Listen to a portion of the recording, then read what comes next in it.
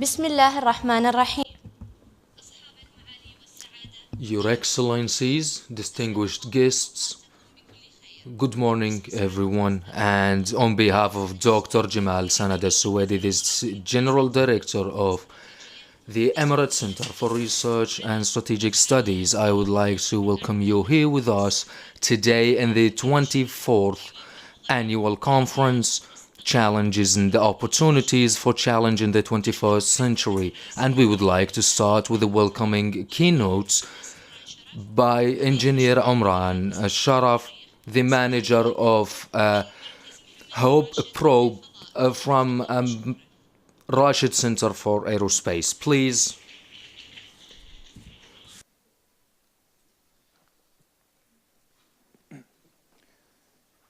السلام عليكم ورحمة الله. Good morning, ladies and gentlemen, and as a starter, I would like to thank the Emirates Center for Research and Study for their invitation and for organizing this great conference, whereby we will discuss important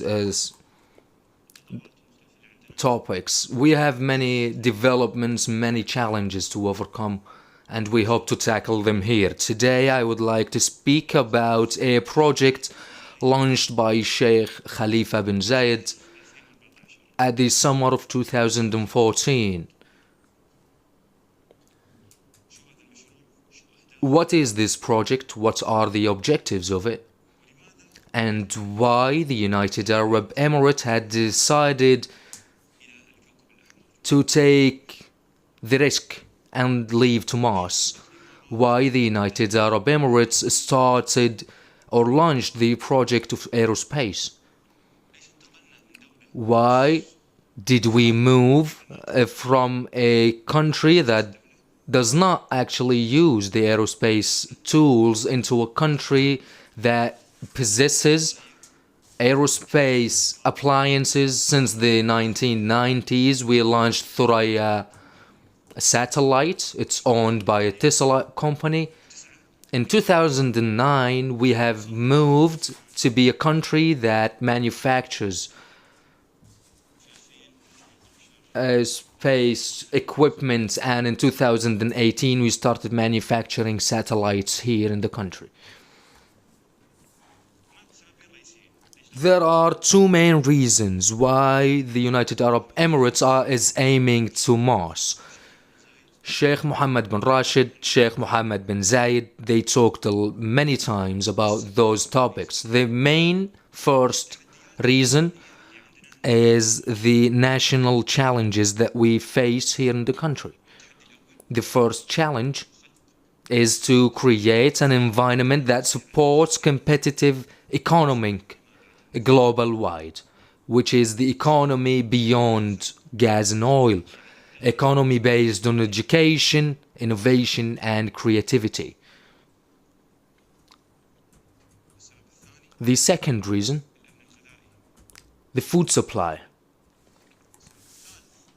Third reason, water supplies. Fourth, energy. Why Mars?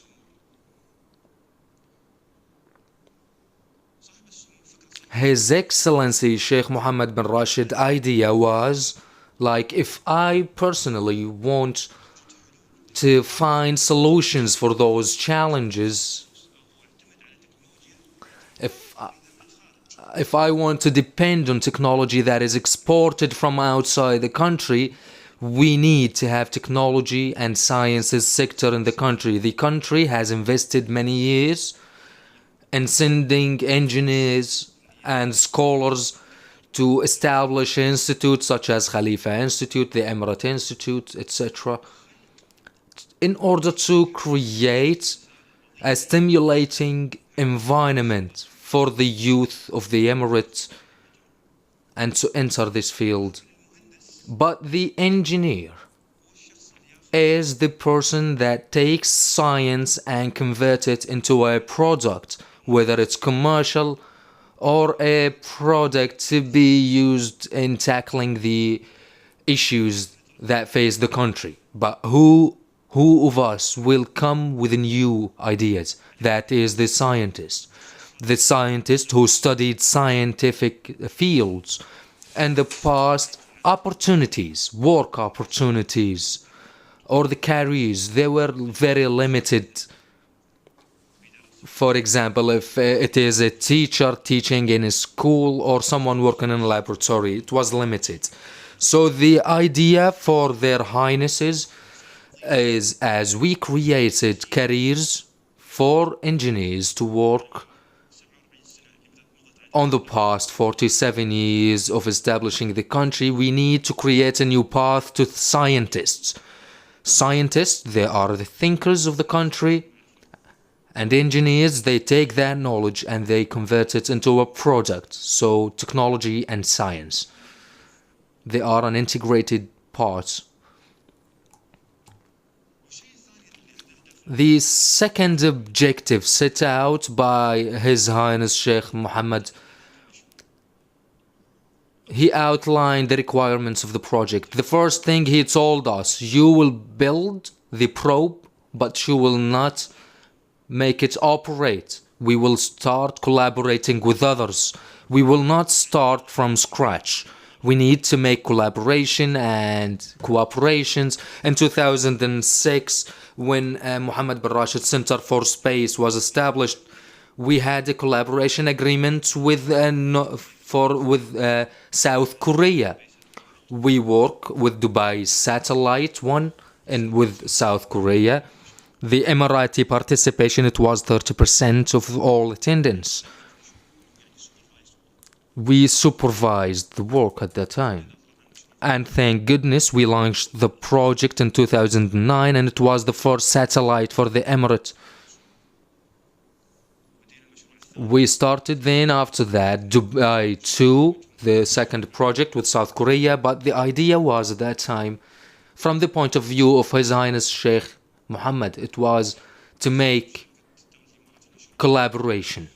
The percentage of Emiratis, it was about 80%. It was cooperation. We were responsible for parts, and the South Koreans were responsible for the other parts. It was a new project, and we have accomplished, and we launched the project to space in 2013, and the frequency, it was 1 meter per frame, and it was fully manufactured here in the Emirate with a resolution of 70 centimeters per frame. And before announcing that project, His Highness said, before you started the satellite, the second project, you will start this new deep space project. We need you to work with others, international cooperation with different entities. And let's be frankly here, 50% of the missions sent to Mars, it was a failure. So this is a big challenge to us. We have cooperated with Colorado University. They are our strategic partners, and they will train our team with the fields that we do not have any experience in. So this covers the first reason. His Highness Sheikh Mohammed bin Rashid and Mohammed bin Zayed, they want to build an economy based on knowledge, and they want to support and promote for the science and technology field. People, they say sometimes, why space? We have other fields, we have colleges, we have scholars. What's beautiful about space is that we have a timeline and a challenge. The second beautiful thing about space, it gives us the challenge. If we operate well in space, then we will operate well on Earth. And as a global standard, as a reputation, that will give the Emirates great reputation. For example, when we talk about Japan, for example, nobody can say that Toyota built this, but they will say this is a Japanese product, so they will not say a particular manufacturers. So the reputation of Japan as a country, is a country that produces or manufactures products regardless of the manufacturing or the heritage of that company, whether it's an old or a startup company. Many other companies might say, this company is an old company and well experienced, and we need to work with them. We don't need any startups. So this is another reason. The other reason, it has some geopolitical reasons. Why? His Highness Sheikh Mohammed bin Rashid said to launch this project. They told us that there is a great challenge on our team. The year was 2014, end of 2013.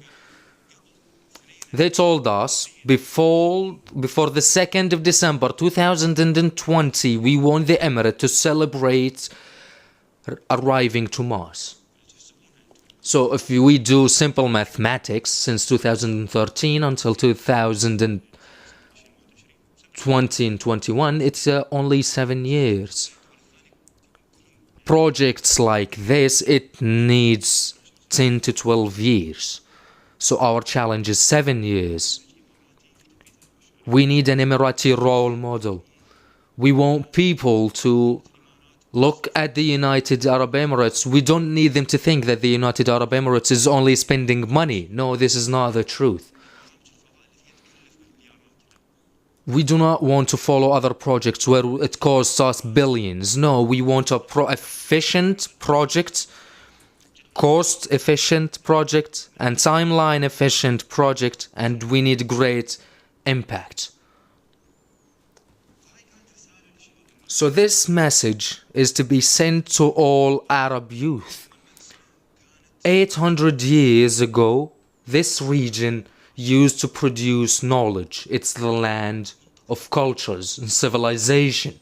It is the land of tolerance. All religions, they were sent from this land. Scientists lived here. Arab Muslims and non-Muslim scientists lived here, and they were parts of this region. And tolerance, it was a great reason for our rise. So our message from the Emirates to the Arab countries, we need to look at the region and its recent situation. As Rashad al-Saadi, Lieutenant Rashad al-Saadi said yesterday, it is unstable situation here in the region. So the message we want to send, if the United Arab Emirates can do it, then the Arab youth can do bigger than this. Let us put the differentiations aside and let us concentrate more on partnership and cooperation. Let us work together to develop countries and to develop region and set aside all conflicts. We are talking about plus 100 million young men and women, and many of them either leaving the region, and this does not help the stability in the region, and in the long run it will not help the Emirates, or they are joining, let's say, illegal organizations, and they are using their ideas in the wrong way. So what we need is the complete opposite. So those are the strategic reasons for the exploring Mars and Hope Probe. So the name Hope Probe was called by His Highness Sheikh Mohammed bin Rashid the hope for the region, hope for the Emirate in particular. So this project in whole concentrates on the youth because they are the leaders of our future. Right now I will talk about some details. What is the exploration of Mars project? This is the first Arab mission to explore Mars. We have scientific goals. One of these goals set out by Sheikh Mohammed. The scientific goals, he said, we needed them to be new missions and goals. We need to answer new questions. And for that, this mission will be a probe with unpopulated probe to study the relationship between the lower and the upper layer of Mars. Why our probe is special? Did other probes study the atmosphere of Mars? Yes, they did. The relationship between the upper and lower layer? Yes, they did. But still, there is a timeline, a specific time in a season or a day. One day in Mars is 21 hours and 40 plus minutes. Do you know how long is the year on Mars? Anyone knows how long is the year on Mars? It's equal to 2 years on Earth. And Mars has 4 seasons. So this probe, the country United Arab Emirates will provide the global community and give them a holistic and comprehensive picture about each day during seasons to tell them the relationship between the upper and lower layers of Mars and why this planet moved from a living planet into a dead planet, because scientists, they have a point of view with that, and that there is a big possibility that many million years ago that Mars was similar to Earth. But what made it die?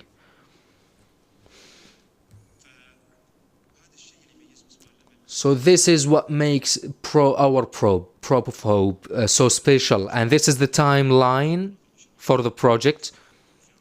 It was launched officially in mid 2014. So the opportunity to reach Mars, we need to launch at 2020, 2014, 16, 18, and 20. So each 2 years we have one chance to go to Mars. So if we do not launch at 2020, we will miss our chance. And the directions, they were clear: build but do not make it operable. So we had 6 years to build, and we have accomplished many parts of the project and the probe right now. We finalized the design and we finalized manufacturing, and right now we are at the testing period.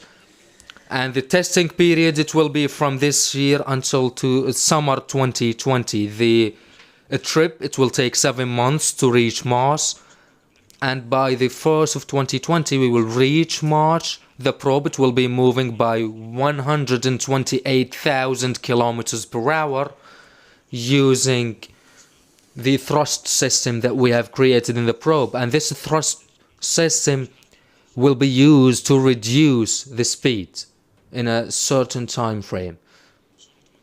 Automatically, all will be done automatically. If the probe moves too fast, we will pass Mars, and if we move slower, we will crash into Mars. So this will be at the beginning of 2020. What will help us to arrive to Mars is the scientific equipment and the scientific information that we will receive. And hopefully at 2021, we will start reaping benefits. We have 3 scientific systems: thermal, which is called EMIRS. We have the ultraviolet spectrograph, it is the EMOS. And we have, let's say it's a scientific camera for taking pictures. The probe will be in the size of 3 meters by 7.9 meters, weighing 1.5 tons. And this is, as you see it in front of you here. And a year from now, hopefully you will see it completely. But right now we are completing tests. This is only a glimpse about their project, and with that I would like to conclude my speech. Excuse me if I took so long. Thank you very much.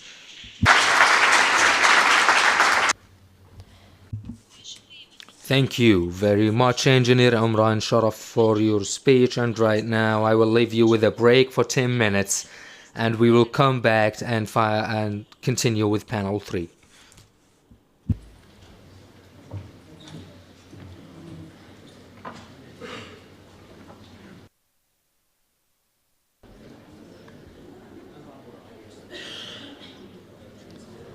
قبل أن نبدأ And before we start, I would like to tell you, our distinguished guest, you will find a questionnaire and we would like you to fill it. Right now, we will begin our panel 3 entitled Industrial Strategy for Sustainable Competitiveness and the Role of Business Education. The panel will be chaired by Dr. Muhammad Abdulrahman Al Sumi, expert in economic affairs, United Arab Emirates. Dr. Muhammad, please. Thank you very much. As a start, I would like to thank the Emirates Center for Strategic Studies, represented by Mr. Jamal As-Suwaidi, His Excellency Professor Jamal Sanad As-Suwaidi, for arranging and organizing this annual conference, which happens to happen after 25 years since the establishment of the center itself, and we have celebrated the 25th year a couple of days ago. And whomever is following up with the Emirates Center during the past few years and since the beginning, we are all grateful, and I personally are grateful for this center since it was a small villa, and now as you see it, it's a big monument for science, and it's respected establishment that gained its reputation in the region, if not worldwide.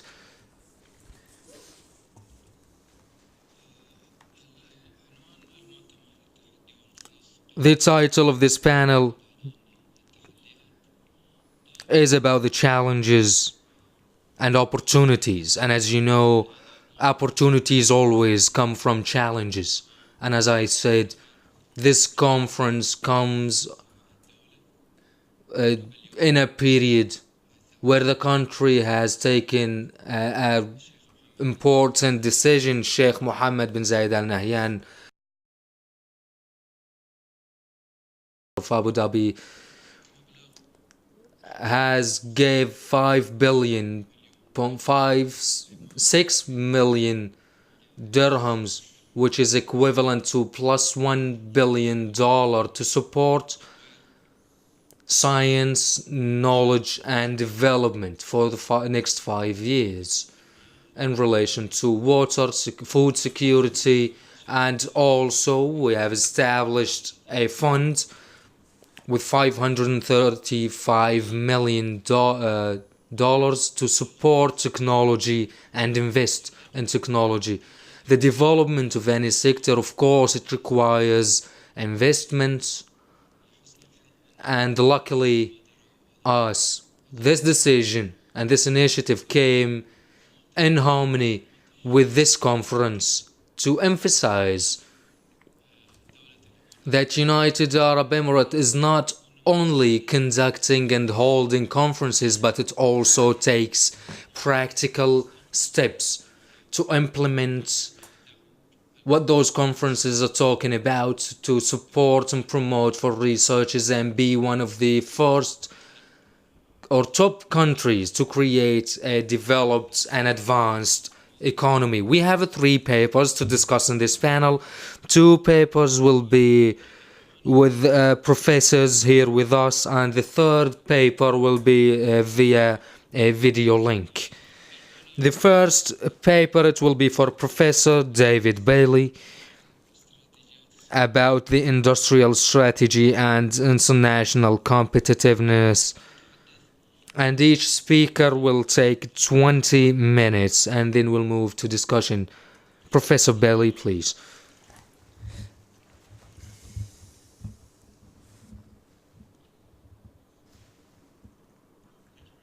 Thank you very much to the organisers of this really interesting event, and congratulations to the Emirates Centre for 25 very successful years. Here's to the next 25. It's a great pleasure to be here. What I'd like to talk today is about industrial policy and competitiveness in the context of Industry 4.0. We had some brilliant sessions yesterday modern technology and the future of energy, for example, and also on security, where many of these technologies were being mentioned. And I'll pick up on some of the discussions yesterday. I'll talk a little bit about what we mean by Industry 4.0. It will be familiar to many of you.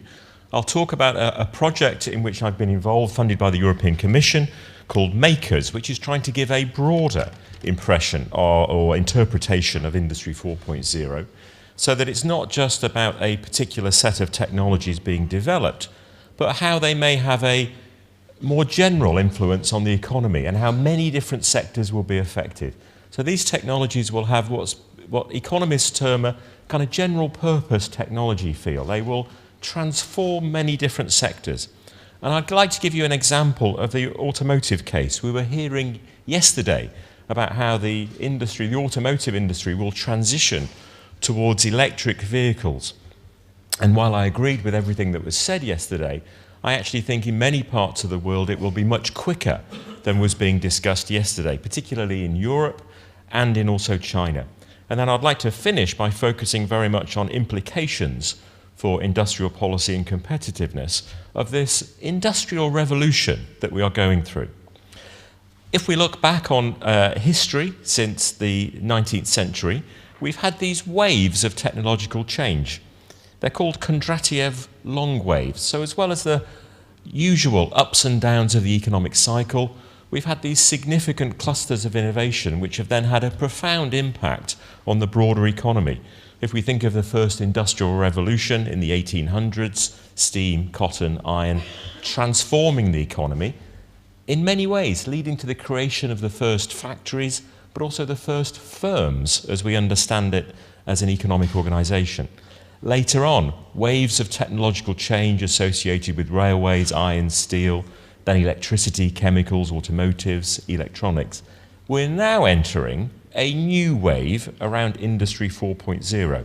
Whenever I put that diagram up, economists argue about how many waves we've had. So let's just agree that waves take place. But if we think of the first industrial revolution, which began in the UK and Northern Europe, where we had new technologies leading to small-scale, standardized production. The second industrial revolution, Fordism, large-scale, standardized production. The third industrial revolution was what was termed flexible specialization, particularly in northern Italy. Small-scale, but more customized production.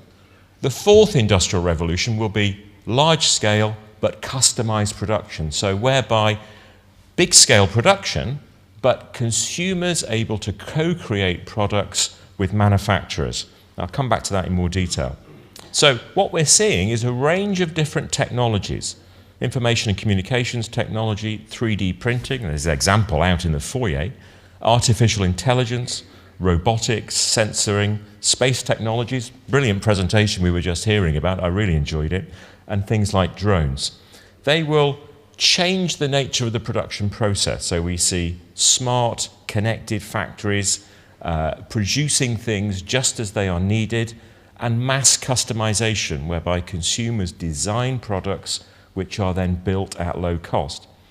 But in addition, there are also technologies linked to this around biotechnology, green and renewables, which could reconcile economic growth with sustainable long-term development. Of course, there is a discussion about whether this is a revolution or an evolution of existing technologies combining together, but it's a very hot topic amongst both academic researchers and also policy makers, this fourth industrial revolution. Now, in the European Union, the definition of Industry 4.0 is very engineering-based. It comes from a German definition of the new technologies that are coming and is largely around Germany's ambition to reposition its manufacturing base with the technologies that are coming. So it's looking at how technology and devices autonomously communicate with each other along the value chain. So it's about how we could have smart and linked factories, mass customization, reduction in stocks and costs, and cyber physical systems. That is happening. We are having this engineering and production revolution that is taking place. But the Makers project that we're involved in is saying actually Industry 4.0 will have a much broader impact on the economy and society as those technologies are used in lots of different ways. So not only can we think about the new technologies, many of which we heard about yesterday, but whole new markets will be created. I'll talk in a moment about one particular case in terms of the automotive industry and personal mobility.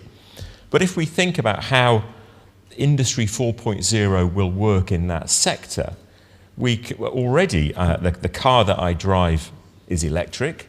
I can control many of its features from my smartphone. I can turn it on, I can turn it off if it gets stolen. Don't need insurance so much. If the car is 100 meters away, I can summon the car to come and pick me up. It's always connected to the internet. Increasingly, the car will drive itself.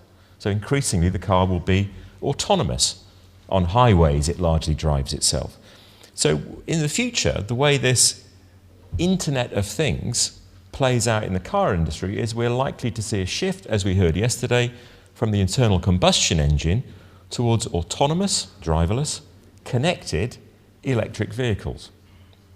In the future, beginning in the mid-2020s, and more prevalent in the 2030s, we will see driverless taxis in many of our big cities. I already saw them being tested in Singapore, for example, 2 years ago. So in big cities in the 2030s, we won't need to own cars anymore. We will summon a driverless taxi. So increasingly, we will consume a mobility service, and car companies will have to think about what they are offering.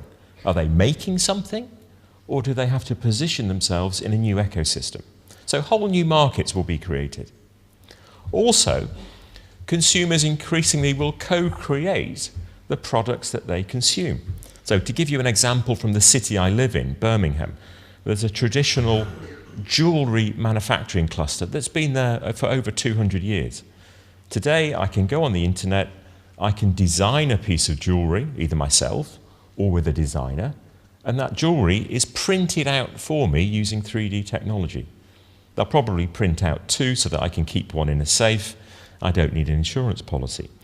We can see similar applications in furniture, in items around your home, and in lots of other applications. So the consumer increasingly will co-create products.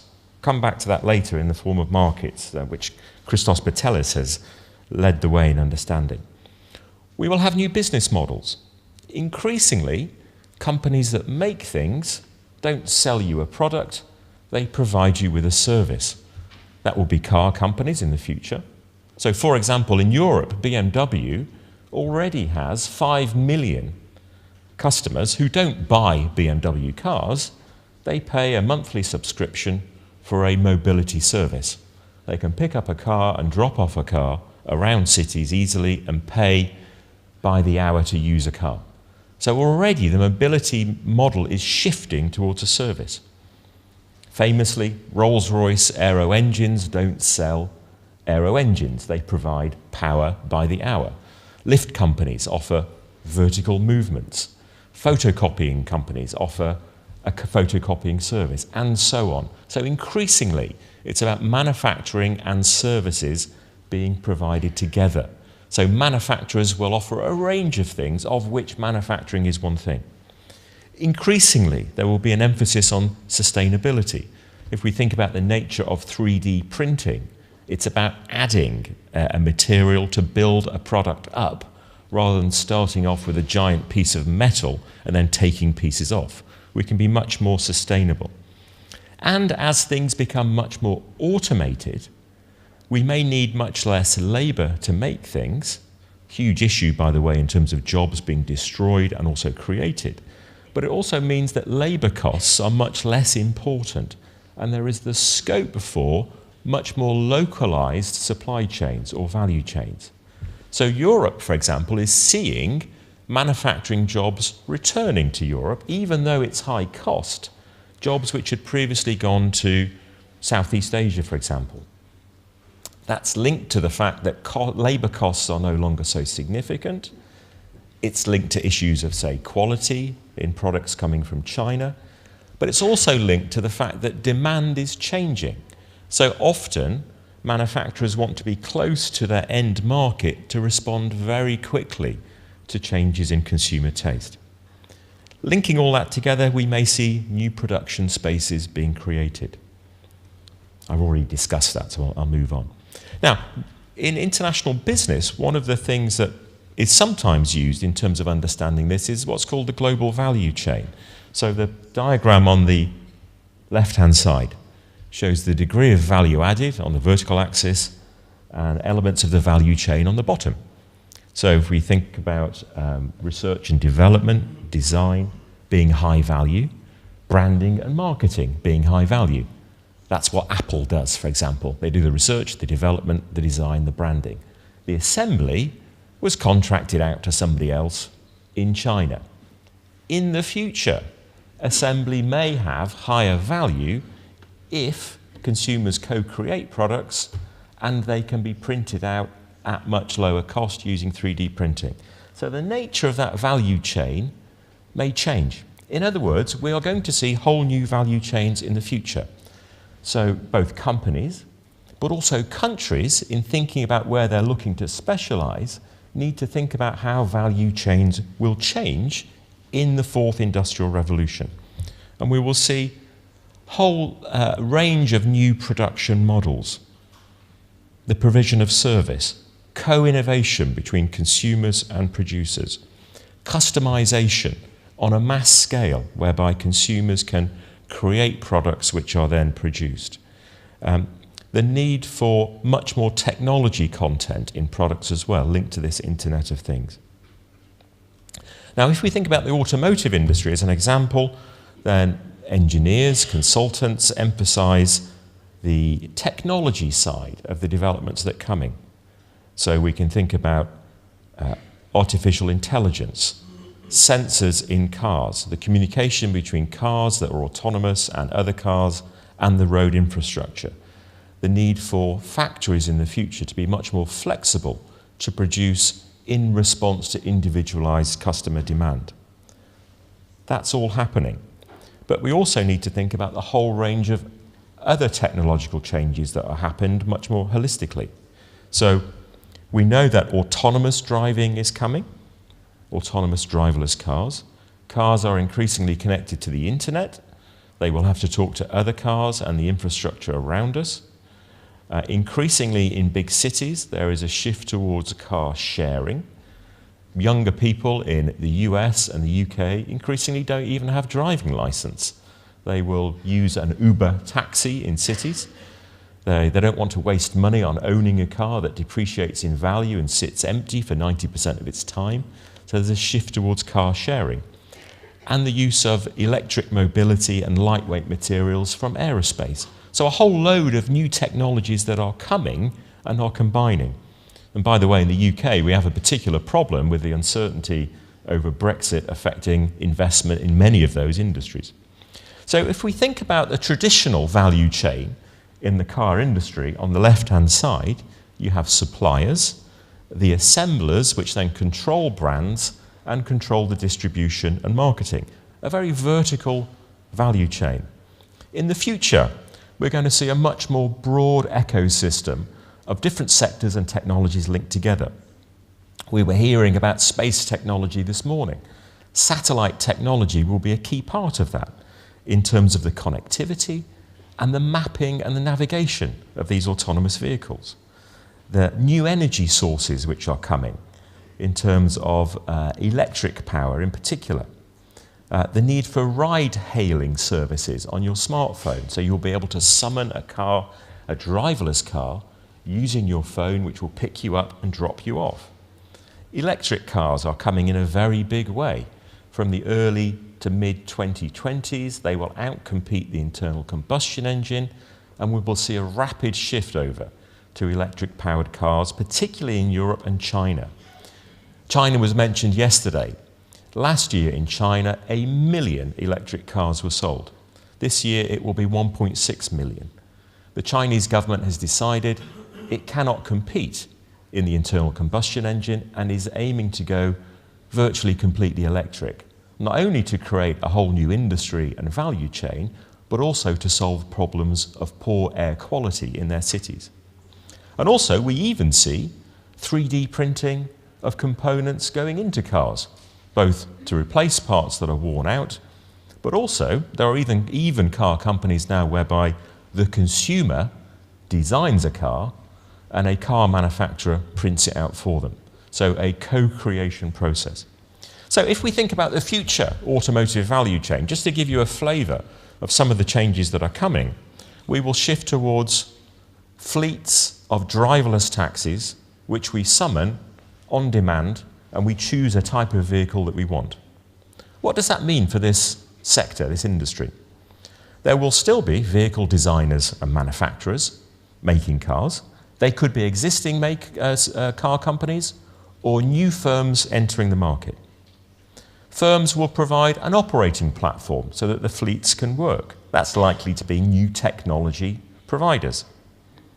Other firms will provide a user experience platform, controlling the experience that the passenger has within the cabin. Companies will provide data services, entertainment, traffic, mapping, weather. Other firms will create fleets of cars. Think about the airline industry today. If you fly in a flight with, say, British Airways from London to Singapore, the flight may or may not be operated by British Airways. It may or may not own the plane. It may be leasing it from a fleet operator. Companies will create fleets of driverless cars. Other firms will operate the fleets. That could be an existing car company, or it could be an Uber or a new entrant. You might also have apps on your phone that join up your travel. So you may say, okay, I'm going from Birmingham, the city where I live, to Edinburgh. I choose a travel app which then books a ticket using a driverless taxi, a train, public transport, all in one go. So it integrates your journey. And then you've got others that may service and maintain the fleets. Existing companies have to position themselves in a very different ecosystem. So the key issues from this are increasingly we're going to move to a world where consumers co-create products with manufacturers. There will be new ways of consuming, using and accessing services. Increasingly, manufacturers will provide services as well as a manufactured product. There is a big issue about economies of scale. If we shift to a model whereby increasingly we use 3D printing and other new technologies, it may be possible to have efficiency at very low levels of production. We may see shorter value chains closer to the end market, and we will need to rethink products and processes from a much more ecological perspective. Big differuences across Europe in terms of how far countries are going, in terms of adapting and anticipating to Industry 4.0, front runners like Germany and the Scandinavian countries, other countries further behind. And companies need to be aware of the changes that are coming, understand how they may apply them, adopt and achieve some sort of competitive advantage. However, there are huge barriers to this. Increasingly, it's clear that companies may be unaware of the scale of changes that are coming. There may be resistance to change in terms of existing business models that firms don't want to move away from, a large degree of risk and uncertainty. Now, under those conditions, then there's a role for industrial policy, both to speed things up, reduce uncertainty, and enable a transition more quickly than would be the case by simply relying on the market. So, in terms of our implications for industrial policy, we need to understand the scale of change that is coming, and we need to make sure that all parts of the economy are aware of this fourth industrial revolution. There needs to be a clear, committed direction of travel which provides certainty to companies and the economy. There's a need to join up the new technologies that are coming with different sectors in different places. And that calls for the need for a regional-based industrial policy. I'll come back to that very quickly in the context of the UAE in a moment. As new technologies are developed, particularly as we see much more widespread application of automation, there's going to be a need for skills, training and retraining. We heard yesterday in the context of security how perhaps education is going to be the most important element of security in the future. I would echo that. But it's an emphasis, I think, on skills and education throughout our lives. So as jobs are destroyed and new ones created, people will need to be trained and retrained continually throughout their lives. Some countries do this very well, the Scandinavian countries and Singapore. Other countries less so. So it's a commitment to lifelong skilling and training. Infrastructure will need to improve dramatically. Charging infrastructure for cars, for example, or 5G technology. Firms will need access to the new technology through access to finance, funding and support. There may be a role for governments to provide platform sharing technologies that could be available to be used in lots of different industries. And there may be increasingly a need for open innovation approaches across firms. So instead of looking to innovate internally, companies increasingly will have to look outside for ideas. How do we enable that as part of our industrial policy? The other point is that, as we saw with the auto industry, value chains will change dramatically. So companies and sectors will need to think not only about how they reposition themselves on existing value chains, but what are the new value chains that are going to be created in the future? Where might we specialize to achieve competitive advantage? And I think one of the things here is that modern forms of industrial policy, as we'll hear in a moment from Dominique Faure, is a process of discovery of tacit knowledge. It's about identifying opportunities, challenges, and how to overcome them. And I think that is one of my key messages for the Emirates, in that there are many interesting aspects of industrial policy being developed. They could benefit by being better joined up and having a process of ongoing discovery of opportunities and challenges. I'll skip over these. Now, on the beginning, you probably saw this little rubber duck in the slide at the beginning. My son likes rubber ducks in his bath. This actually is a 3D printed rubber duck. I was at a conference in Switzerland last year, and in the foyer of the hotel, just like here, there was a 3D printer. You could design the rubber duck that you wanted, pay €3, and it would be printed out for you. You might say, well, okay, that's the fourth industrial revolution producing complete rubbish. What's the point? The point was, I paid €3, that went to a charity that funded the printing of prosthetics, custom-made prosthetics for children without limbs. A completely new market, something that we'd never done before, customized limbs for children who were missing limbs. So that the new technology could be used in a way to enhance people's lives in a way that we've never done before. So we've seen already in the United Arab Emirates great progress, a great track record on innovation. We've seen the strategy for the future and the strategy for the fourth industrial revolution. So already there is thinking about how Industry 4.0 could impact on different sectors in the country and how the country is anticipating and responding to this. Going forward, there's a need for a recognition of what challenges could slow that down, what long-term innovations might unlock efficiency, cost reduction and revenue gain, and broader implications for society.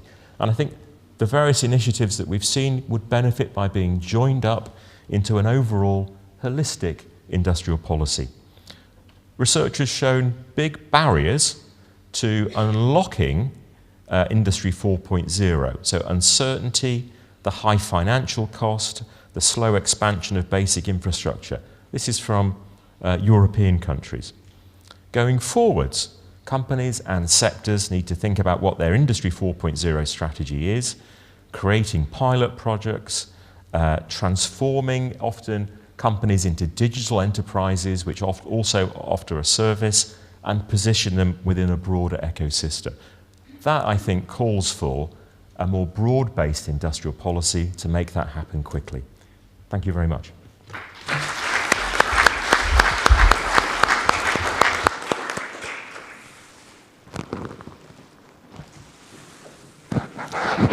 Shukran. Thank you, Professor David, for your good speech and the good paper. And I agree with you.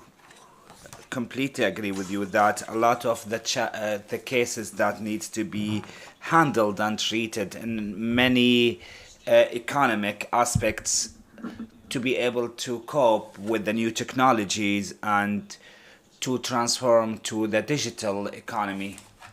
Therefore, to be able to increase the competitiveness.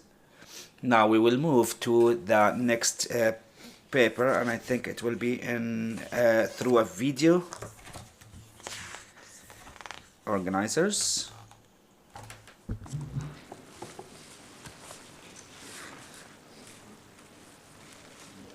Ladies and gentlemen,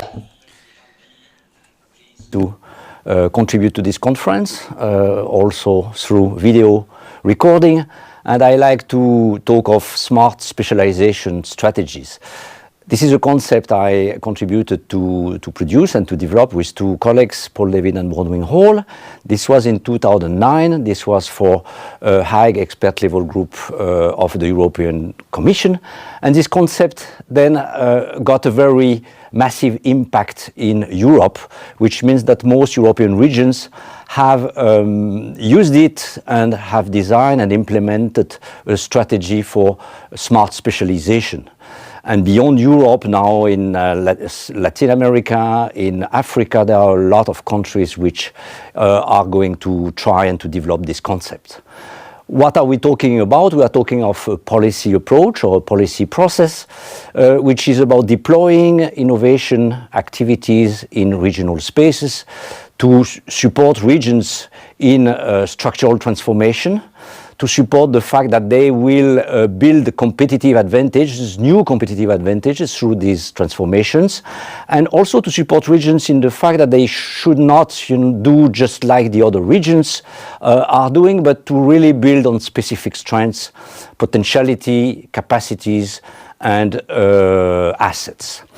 So what is going on with smart specialization? Actually, this is not a recipe. This is not something like you have to follow 10 steps, and if you don't follow these 10 steps, then you are failing. I'm thinking this is much more about, following very simple rules, which are like, the rules we give to an actor so that the actor should and could improvise on a specific team. To apply smart specialization, a region needs to understand why they do that, and they do that again to transform their structures, to build new competitive advantages through these structures transformation, and to make some regional differentiation. So they have to understand that, and they have to understand also a few principles. The first one, this is targeted spending, focus, priorities, so which is very important. Regions have to choose a few number of priorities, strategic domains. Why? Just because it is better to do that than to give coffee for all, as we said.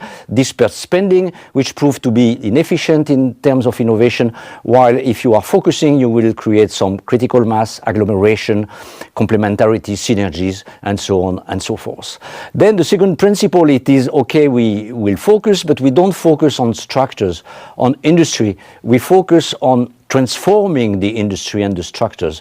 So the issue of smart specialization is always to have a direction of change, to have a dynamic, a movement. What I want to focus on is not, for example, the footwear industry, but the transformation of the footwear industry with flexible technologies, design-based products, etc. Or what I want to focus on is not the agro-food sector, but the modernization or digitalization of the agro-food sector. So you see, in any time the priority is coupling one sector and the transformation of this sector. And the third principle, this is what we call entrepreneurial discovery, which means that the transformation is not decided from the top. It should be discovered. The path towards transformation should be discovered from the bottom up through entrepreneurial initiatives, decisions, and efforts. So the blueprint actually is quite simple. A region needs to identify priority, and again, the priority should not be just one structure, but a structure associated with a transformation. And then there is the very critical step of translating this priority into a transformational roadmap, which means that you have a priority, then you have to think what are the projects, what are the actors, what are the coordination mechanisms which will allow us to achieve the goal. And this transformational roadmap, this translation from a priority to a transformational roadmap is very important because it creates a lot of good properties from this approach. Something like precisely, I will create a regional differentiation, I have a direction for change, I will discover my transformational roadmap, and I will create some density of actors, projects towards the same direction. And the third step finally is to implement an action plan, which is to develop and support the transformational activities which will be able to achieve the priority. What is very interesting in Europe and what we observed is that in many cases regions are choosing more or less similar priorities, and this is not a surprise because regions have in many cases the same kind of resource, natural resources endowment, and the same kind of economic specialization. So they have more or less the same priorities. But then when they are translating these priorities into a transformational roadmap, then you have regional differentiation because each region has specific capacities, specific solutions, specific responses, and specific opportunities. And finally, so what the region has to deliver with the smart specialization strategy, this is first a portfolio of priorities. Then this is a transformational roadmap for every of these priorities. And finally, action plan and development of this action plan. To conclude, I think we have now with smart specialization strategies, and because we had this massive experiment in Europe, in many regions, we have a strong, sound and unique policy design, which has been published in many academic top journals now. Smart specialization strategies is discussed for the next operational program period in Brussels, so that regions will be invited to continue and to develop their smart specialization strategies effort. And this is now very much popular beyond Europe. For example, I was recently in Tunisia to help the country to implement smart specialization strategies. So we think that it is a good option at regional level, but also at national level to deploy innovative activities and support structural transformations.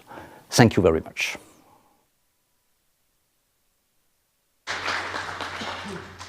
شكرا بروفيسور دومينيك. الآن ننتقل. Thank you, Dr. Dominique. Now we will move to the third paper and the last paper. Professor Christophe, the Dean of Business College, Abu Dhabi University. You have 20 minutes and 5 minutes gift from Dr. Dominique. Particular. I'm grateful to the chair and the Dominique, and I'm of course grateful and privileged to be here on the 25th anniversary of the Emirates Center for Strategic Studies and Research. A huge honor, and I'm very, very grateful for this. Let me just say what I'm trying to do. I will look a bit towards the history of the debate on industrial strategy, the various conceptual frameworks that have been developed, where we stand at the moment, what are the major limitations, and how business education and business strategy in particular can contribute in taking things further. And part of taking this further has to do with exact implementation strategies and instruments to implement these strategies. So the aim is to critically assess developmental industrial strategy, debates and practice, and explore the role of business education in enriching this, assess the relevance, applicability and potential to contribute to the UAE Vision 2030 and its place-based industrial strategy. There has been a debate on industrial strategy for so many years. Personally, I've been participating for almost 40 myself, and still there is not a widely accepted definition. All definitions involve a degree of government intervention, public policy, and industry defined in various degrees of breadth and scope. I have defined it in numerous papers, most recently in a book edited by Professor Bailey, as a coherent, integrated, implementable and feasible design alongside supporting targets, resources, policies, actions, instruments, and contingency arrangements by governments, public policy towards industry, informed by a conceptual framework and aimed to enhance the international competitiveness of national industry with an eye to enhancing sustainable socio-economic development and national prosperity. I do believe, but it will take long to explain, that this encapsulates the main elements of earlier definitions and take them a step further. The key point here is that plans normally fail, but planning is essential. And it is often a mistake that because plans fail, we think that we can do things without planning. Industry refers usually to manufacturing, but today, for a number of reasons, not least what has been explained by Professor Bailey and others, there is a close link between industry, services, what is called servitization, and other sectors, including agriculture. There have been many conceptual frameworks. Professor Faure has just explained a recently popular one. All of these things have a long history. In the mainstream economics approach, industrial policy and industrial strategy was market failure based. That is, you have, in the case you don't have market failure, you do not intervene. Only if there is market failure and if you are convinced that government intervention will not create more failures than the market failures it solves, you only intervene then. So basically, it is not a very interventionist approach. Gradually, this, by the way, remains dominant. It may come as a surprise to many people, but it still becomes dominant. It remains dominant in all economics, top economics departments all over the world. Gradually, there have وبشكل متصاعد كان هنالك العديد من التطورات.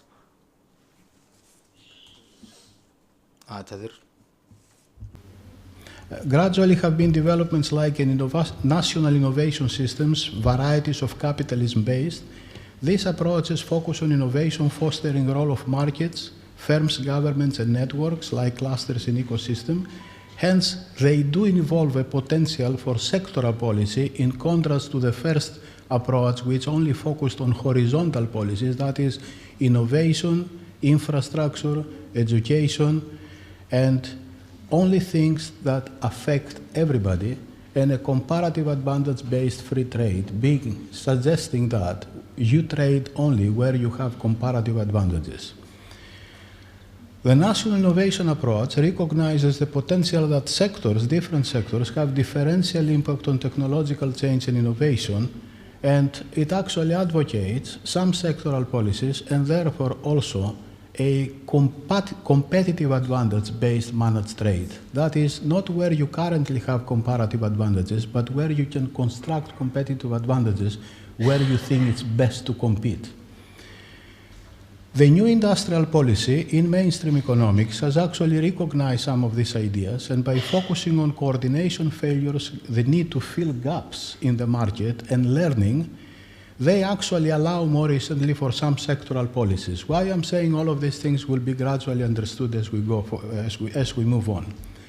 One of the recent approaches is the place-based flexible specialization focus, and this is aiming to leverage regional ecosystem capabilities and comparative advantages in order to construct new appropriate specialization and competitive advantages. This bullet, in effect, it's a quick summary of what Professor Faure was saying. It develops ideas, old ideas from the Cambridge School. Professor Nikki Kaldor had come up with these ideas originally, and also share some aspects of endogenous growth, strategic trade policies, new geography, and new industrial policy-based views. This is a quick summary of basically economics contributions over the past 50 years or so. But let's move to practice, because practice is often more interesting. In practice,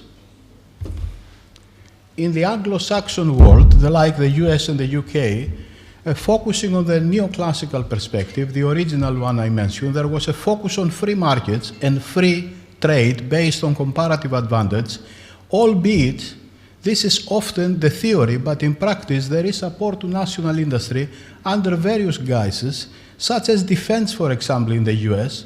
And the first talk this morning was particularly relevant here because in addition to what the speaker has mentioned being the benefits of the Probe Hope project, an additional benefit is that it actually does serve as a form of industrial strategy.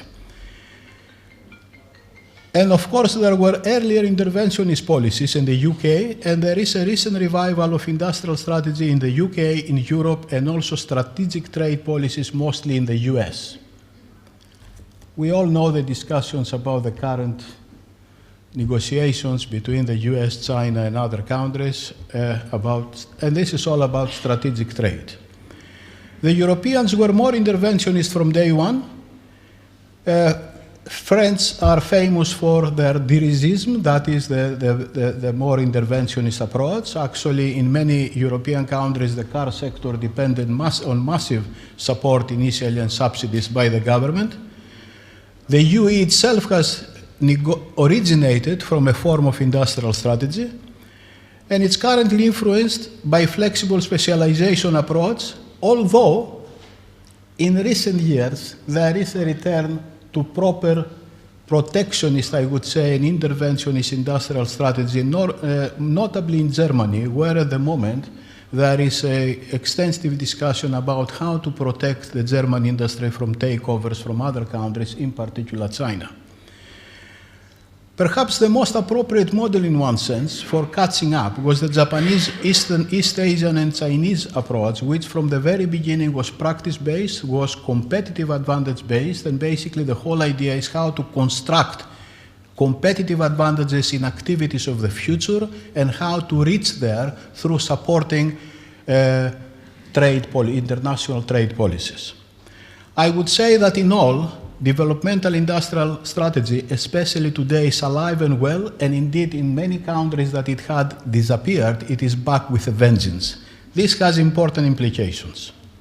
My critical assessment of everything I said so far and all developments so far is that the debate so far mostly draw on scholarship from economic theory and or common sense, like in the case of Japan, and there is very little by way of contribution by business scholarship. There was an early contribution in business scholarship by Michael Porter's Diamond. It used to be extremely famous, it's still relevant, that brought together and developed extant ideas about the role of resources, demand, and complementarities. But it also brought in business strategy and structure, and it popularized the concept of clusters. There are a number of false dichotomies in industrial strategy debate at the moment, and there is a move, and we are working towards addressing some of these dichotomies. One is horizontal versus vertical, the other is top-down versus bottom-up, a third is manufacturing versus services, global versus local, MNEs versus SMEs, that is multinationals versus small and medium-sized enterprises, comparative advantage versus competitive advantage, and free versus managed trade. These are, to a large extent, based on the philosophical tradition of the West that tends to identify dichotomies where often there are not. And a more Eastern approach, for example, would say that we should be talking about something that combines horizontal with vertical, call it horivertical, top-down versus bottom-up. It is often the case that unless you have some leadership at the top, not much will be initiated or followed up or controlled or incentivized. Manufacturing versus services, building on what David said before, we have reached a stage now that many development economies are defining the economic development of a country on the basis of the percentage of service in manufacturing products. And we can continue on. We know about the concept of glocal that combines global and local, and I think that we should be able to go beyond these dichotomies, including the important concept of comparative advantage versus competitive advantage, because what we observe from the success of Japan, East Asia, and China is basically that it has been comparative advantage observing, comparative advantage defying. That is, I look at my comparative advantages, build on them, and try to actually defy them and create competitive advantages. And of course, the market or the issue, the free versus managed trade and markets, where some people believe in free market, some people believe in just planning, and basically what we feel is basically that you need what I would call market-guided market guidance. You listen to the market, and then you also guide the market. What most countries are interested in these days is sustainable development. And for sustainable development, and here comes the contribution of business strategy, what you need is value creation, but also value capture.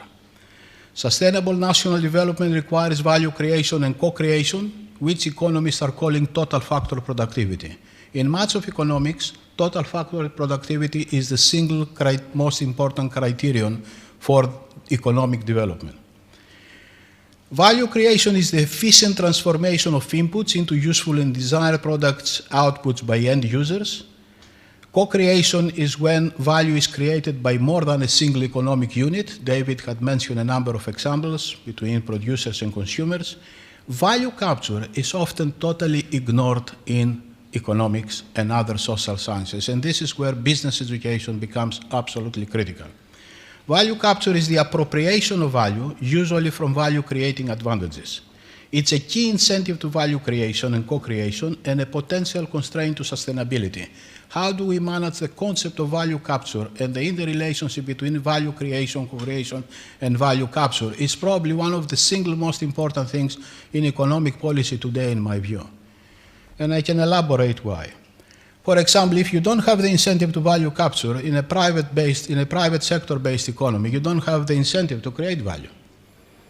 But on the other hand, if you allow value capture to dominate whole markets, like it happens with some of the big tech today, then you don't foster the sustainability of the value creation process. Even very mainstream magazines today would actually observe how it is arguably the case today that some of the very big companies do not allow the market to innovate and to be creative, partly by buying out any potential competitor before they even dream of becoming a competitor. The key determinants of value creation and co-creation and productivity are, and this, what I'm going to show you in the next figure, is actually a quick summary of the past 250 years in economic theory.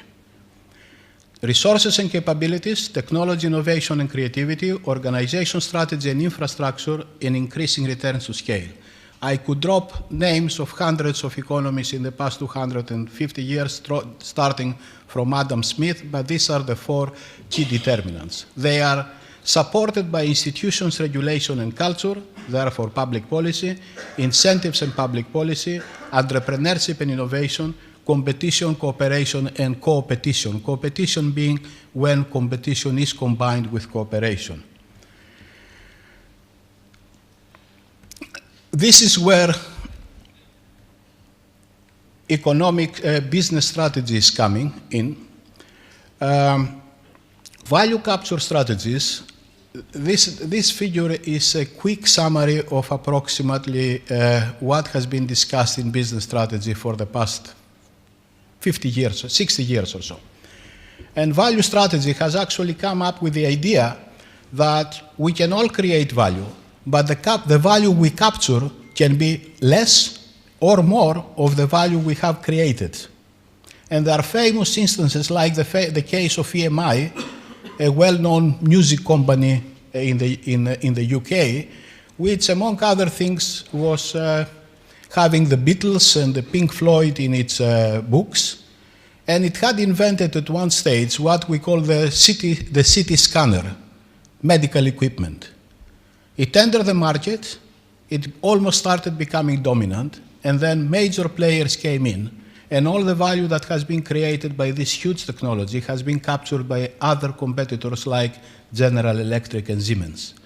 So this is a huge lesson. What are the key determinants of value capture? What helps you value capture? There are four major determinants.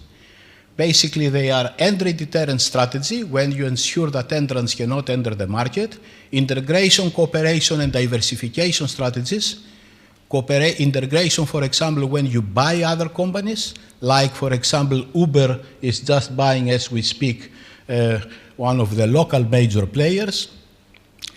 Cooperation diversification strategies, like for example, Apple at the moment is diversifying into streaming, and cooperation strategies like the first speaker mentioned, a cooperation between the local project and an American university. There are also generic positioning strategies like cost leadership, like differentiation and focus or value for money. And from marketing, we learned that a very important thing is branding. How are all of these things, or firm level differentiation, how are all of these things applicable to industrial strategy and strategy for sustainable prosperity? We have to look at the key economic actors first, and they are three. They are the market, or the private sector, the government, or the public sector, and there is the polity, or the third sector.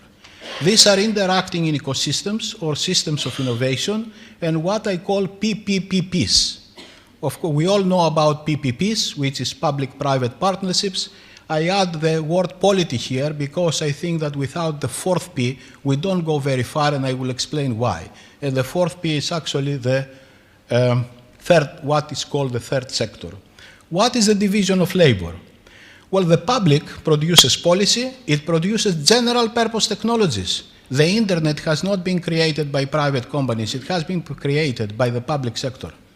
And not just the internet. Actually, there are many books today that document that most major transformative general purpose technology have been funded and come from the public sector, not the private sector.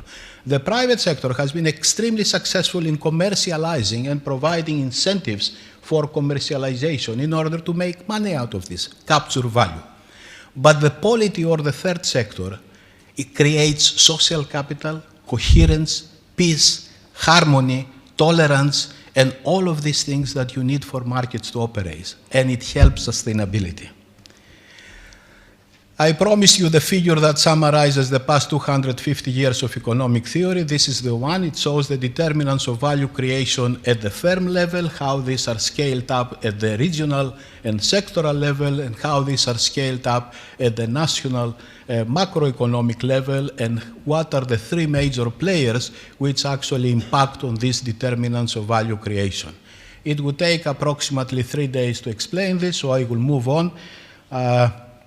But just to mention, as I said before, that value is created by human and other resources, strategy and structure by firms, innovation and technology. David extensively spoke about the role of innovation and technology, and scale, increasing returns to scale.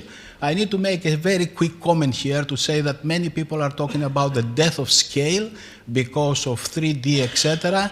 It's very strange, but actually what I observe is a polarization.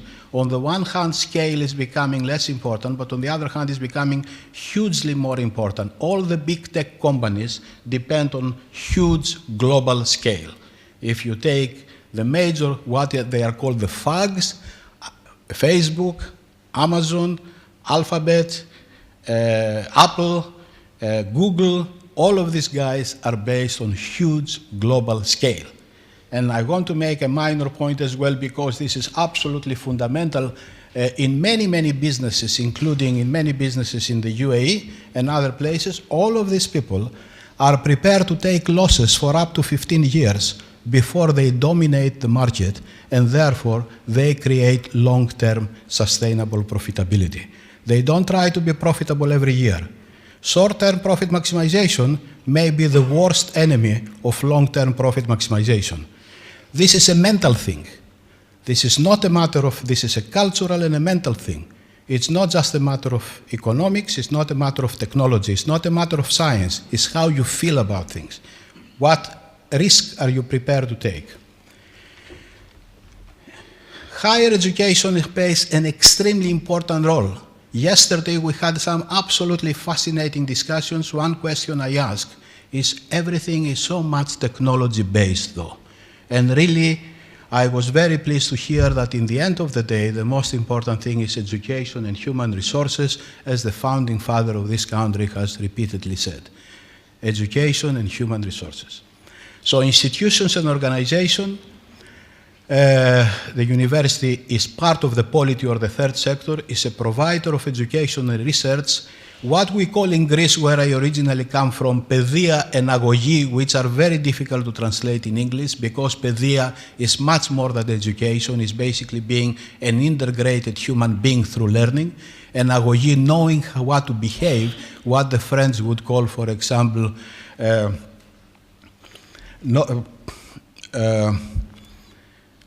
my mind doesn't work now, but anyway, but good manners, so to speak, but knowing how to behave and when.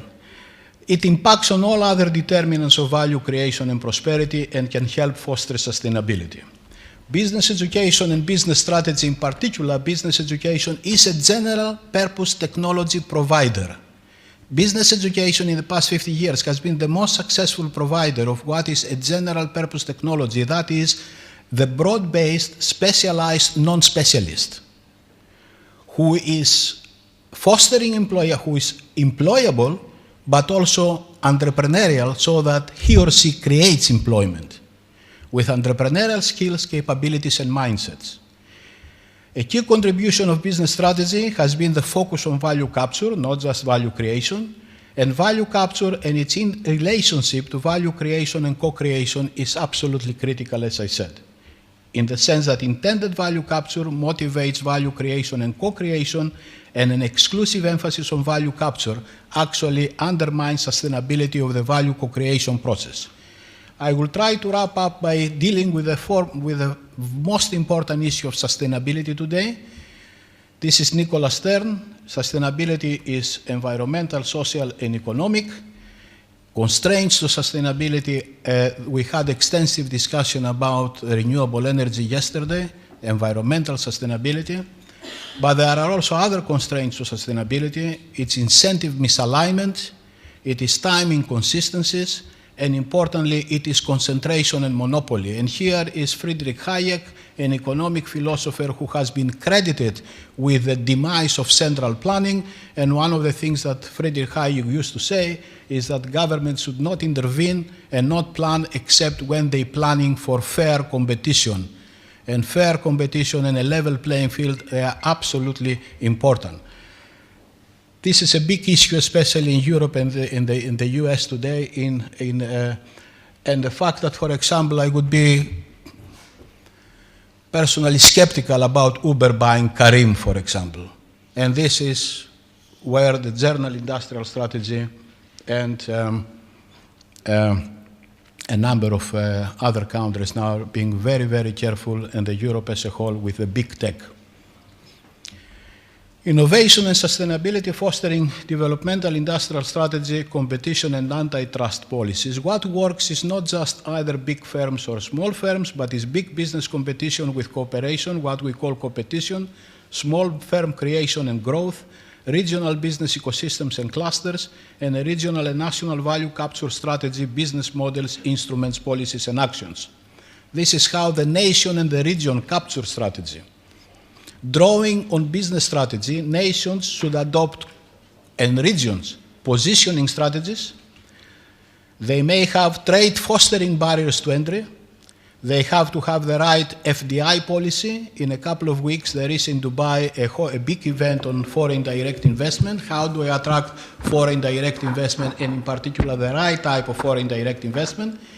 Integration and collaboration policies, like the first speaker was referring, and bottleneck assets and capabilities, that is, assets and capabilities that are non-imitable by other players. Also ecosystems, clusters, and free trade zones. I explained briefly what we mean by ecosystems. I saw here a case of a business ecosystem developed by Rolls-Royce company. It flies in the face of some approaches which look at suppliers like competitors. Here the suppliers become co-competitors and the people that actually help you achieve competitive advantage. Clusters are basically like business ecosystem, and they entail a number of different criteria, satisfy a number of different criteria. The important thing in my view is for regions and countries to develop capabilities to profit from clusters and business ecosystems through the development of innovative and non-inimitable business models and system orchestration capabilities, positioning themselves in extant system architectures and seek to acquire the status of a bottleneck. If you are the orchestrator of the process, automatically you become the bottleneck. That is why initiatives like the first speaker today analyzed are critical. They allow you to become the orchestrator and the bottleneck asset, the actor without which the system itself cannot function. Building and leveraging bottleneck assets, I can Professor? give you a number of examples. So, one more minute. Okay. UAE Vision 2030, innovative. It focuses on an innovative, diversified, balanced, and sustainable knowledge-based economy. It leverages the fourth industrial revolution in renewable energy. It has a sectoral dimension, and it has naturally, not by design almost, naturally, place-based strategies in that Dubai has its own industrial strategy, Abu Dhabi is developing its own industrial strategy. So in one sense, it's a model and already ahead of the game. It is therefore in line with the above, and in many cases a model, eclectic and pragmatic. It can also benefit, however, with what David has also mentioned, how you integrate and bring these things together. It is important not to reach the stage that we had reached in Britain, whereby regions were competing to offer more subsidies to Nissan and to other companies, even breaking the government rules. And at the very least, government rules must exist. How much you subsidize a foreign company to attract foreign direct investment. And you need additional focus on regional value capture strategies and instruments like ecosystems and clusters and supporting trade policies. This is where things can be developed. I conclude that industrial strategy and supporting trade policies are alongside supporting instruments such as ecosystems are key potential contributors to sustainable prosperity. The university and business education is a key contributor to value co-creation, sustainable development, and knowledge-based economy and society, and a focus on the knitting, comparative advantages, mutual learning, and robust engagement, alongside a focus on value capture, can help enhance this further. Thank you very much.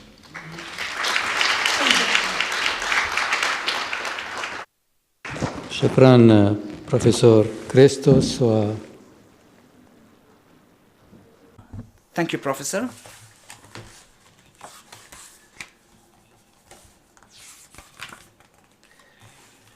I think the paper contained a lot of good topics which support the directions of United Arab Emirates. I think we have some time for a few questions. The floor is open to ask questions.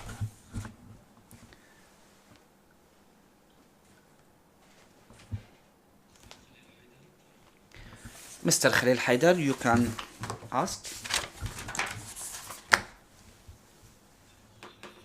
Khalil Ali Haidar from Kuwait. I believe that the forum till now focused on the technological challenges. I think there are a lot of other political and economic challenges. It's not an easy thing for many countries to renew their technologies or to cope with the new trends or to spend budgets and money to change their education and technologies or other such things. So here I'm talking about another point of technology, that the technology is taking a path of not using the human factor as much. So technology is replacing human factors to an extent that now we're seeing attempts of going to Europe and others. And so I think a part of technology or a part of the research must look into studying these problems now. How can we look at technology and also make it a source of happiness for all humans at a reasonable time, and also to solve these massive challenges like unemployment, environment problem, the environment it's getting damaged, all of these things which are important. for the misters that we heard their good speech, I wanted if they could speak a little bit about their personal experience in different fields, like for the theories and the ideas. There are a lot of these ideas we could read in books, but we wanted to know their experience, their personal views and their personal experience. How did they work with it? Like, how could we count on machine? How could we now electric cars and online shopping? Online shopping now is damaging the shopping malls. How could this affect employment rate? The discussion can take way longer, but I don't want to take the opportunity for others to talk. And thank you very much. أسئلة مهمة وتساؤلات مهمة.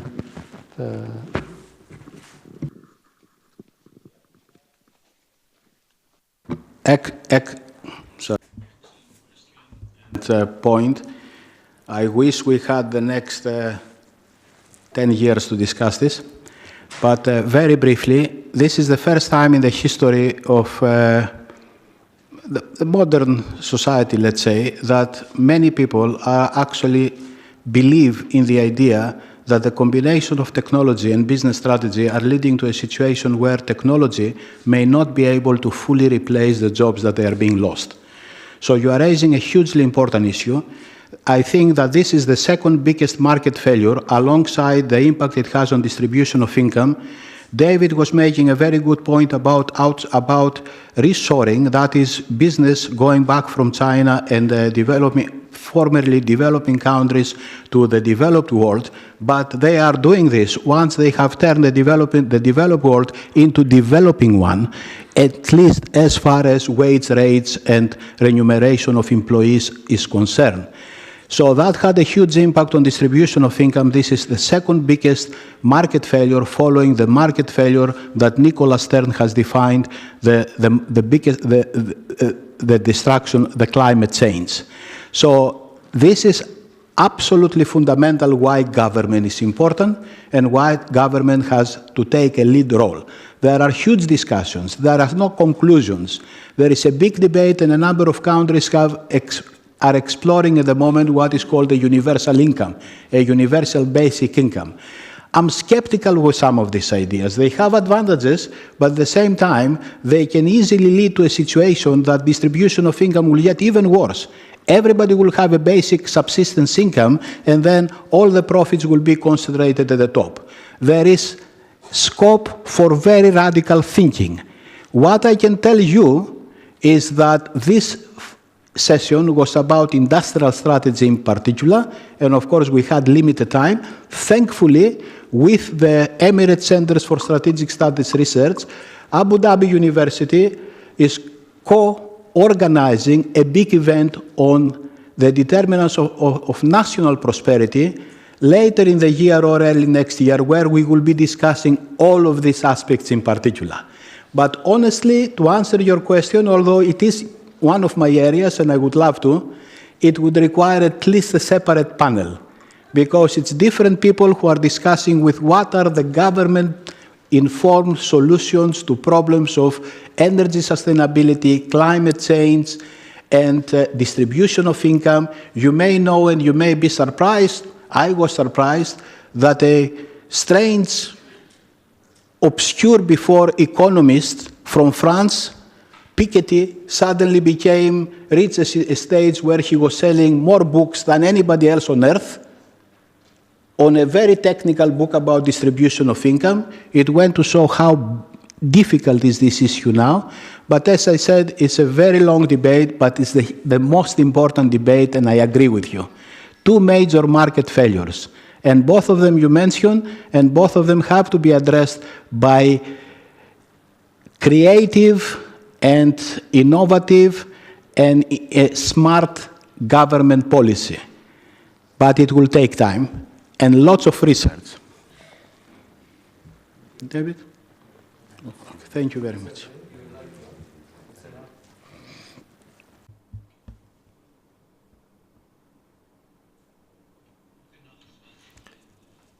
We can take another couple of questions.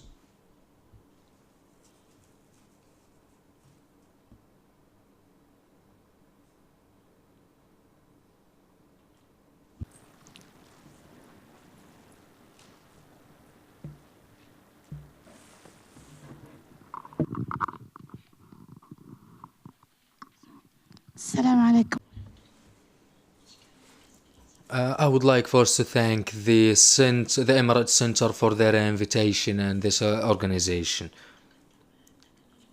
About what we talked about in technology, in business and industry, and even space. We would like to know more about the advancements of technology in medicine and surgery. And thank you very much.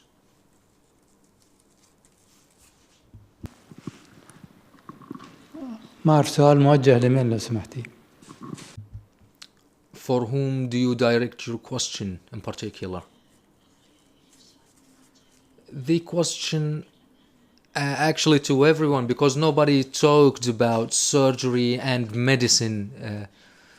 So we would like to know if there is any possibility to tell us more about technology in medicine and surgery.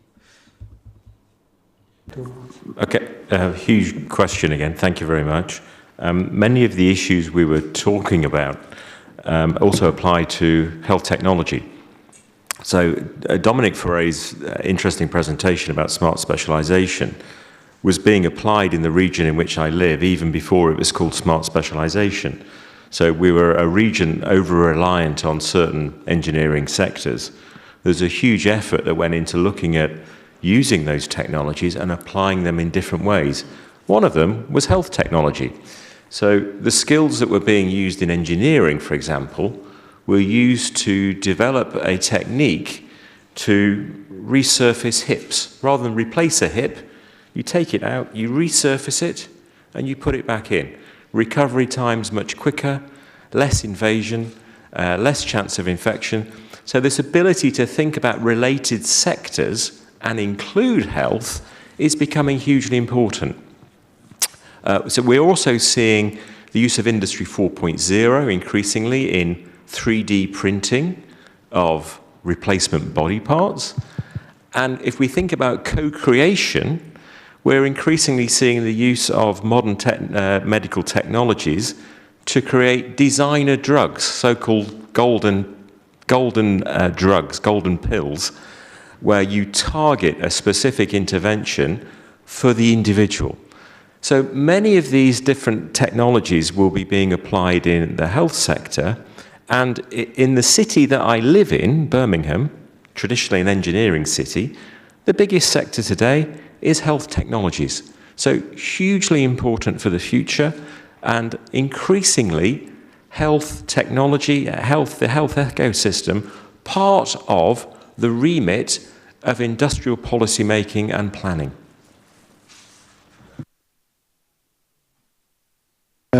Professor Bailey had mentioned this case whereby a 3D technology was used for medical purposes already. So this is a very specific interaction between developments on the one sector which affect other sectors. Of course, this is not my area, but I think that the most important thing that is happening today is all of these attempts and a critical mass of developments that they are actually going to lead to a huge expansion in lifespan. And this is huge. I think alongside the two market failures that we mentioned before that the gentleman, the previous question has raised, this is likely to be by far the third and most important thing, because it will automatically create, for the first time, it will eliminate the final equalizer, death. Historically, the only thing that made individuals relatively equal, that we are all dying more or less between X and Y. It has now reached a stage that in the US, the top 10% and the bottom 10% have differences in life expectancy which are reaching almost 80%, if I remember well.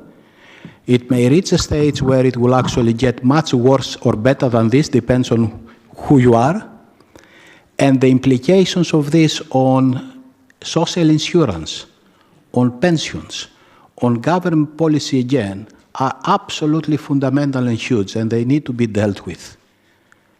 This is going to be a major challenge, and it's happening because I'm not a doctor, I'm not in the area, my brother is, but I do know that from experience in economics, like it happened with the internet, for 10 years you see no impact of new technology on the productivity statistics. And up to 5 years ago, top economists were writing articles called, and even books, Gordon wrote a book called that new technologies everywhere except on GDP statistics. And this happens because there is usually a lag of up to 10 years. But once a critical mass comes together, you see a huge impact. And that will happen with life expectancy. Children that are born now are expected to top 100. And with these anticipated radical changes, they are actually 120 and 140. I was for 22 years at Cambridge. We had a professor there who actually believes that death is a disease, and he firmly believes that people can live up to 1,000 years once we treat it like a disease and we cure it. Others are less optimistic or pessimistic because who wants to live forever, as the song goes. But this is going to be huge. Thank you very much. Yes, please. Go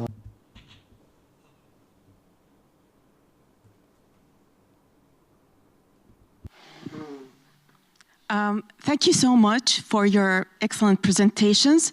But since you're coming from the academia, I'm going to focus on the educational system.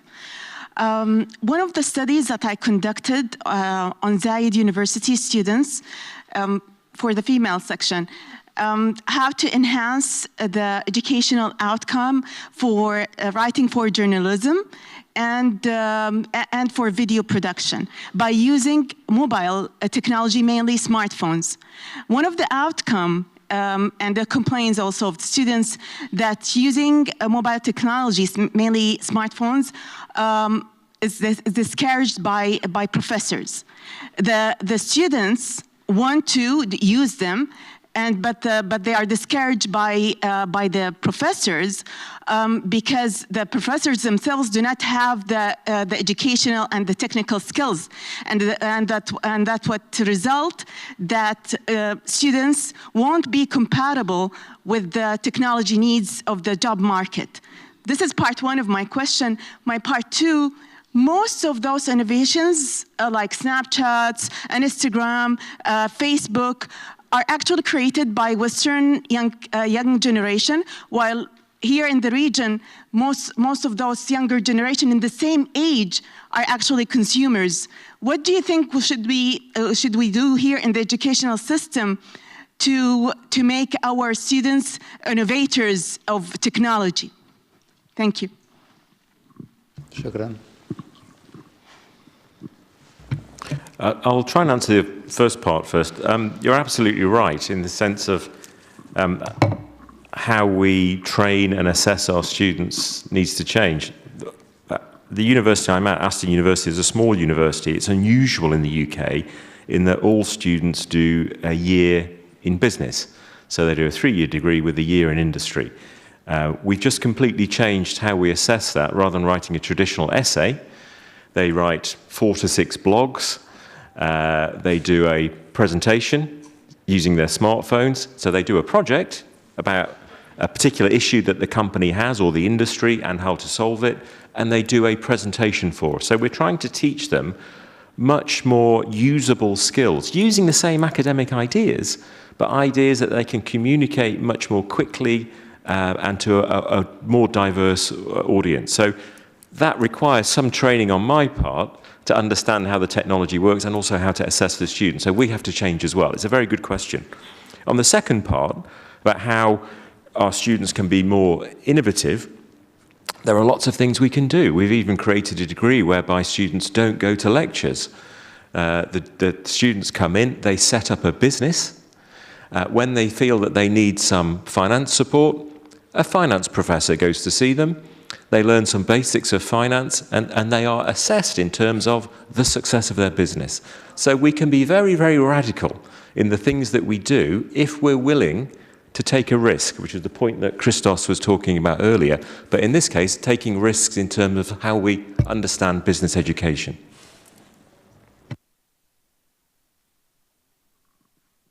If I add something, There are various elements in what you are raising. Changing the education system is a hugely important thing. It raises also the issue of what in economics we call the middle income trap. This is a huge one. The UAE is totally ahead of the game on this floor.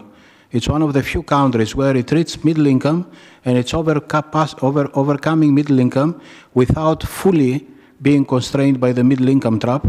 But the middle income trap is huge. And China is also very good with this. And it's a huge constraint. And it's mostly a mental constraint. Education needs to be changed in the sense that teachers need to be educated all the time. Students need to be educated all the time. But at the same time, you have to look at both the benefits and the disadvantages of technology. Technology can cut both ways. You have to embrace it on the one hand, and you have to look at the potential disadvantages and what you do with the other. I'm one of the very first people who 15 years ago, I said that if you run a regression between total factor productivity in the world and Facebook as an independent variable, the relationship would be negative. People were laughing. And now almost everybody says this. Everybody says that it has now reached a stage that basically it doesn't help. And it needs a degree of regulation, and there is almost self-regulation. Because people are spending all their time basically chatting and getting depressed about the new dress or the new gadget that their friend has bought or their new holiday. This is not. I had adopted the radical step concerning technology in Queen's College, Cambridge, so my first year students during the first term could only give me handwritten essays. Why? Because otherwise they were gobbling everything together from the internet and give me an essay which was supposed to be original from 10 different authors. Thank you very much. At least if you have to write it by hand, you learn how to integrate things and put things together. So, in general, huge questions, not easy to answer, but one has to look at every aspect of it possible. شكرا وأعتذر عن أخذ. Thank you very much. Thank you very much for your questions, but we have run out of time. No more questions. If you have any questions, so please, we will shift it to the other session. I would like to thank you all very much. I would like to thank Professor David and Professor Christo, and I would like also to thank Professor Dominique. And I am very certain the outcomes of this session and the other sessions in general will contribute to benefit us in the country and will give us new ideas. And the latest was the initiative of Sheikh Mohammed bin Zayed. Thank you very much all again.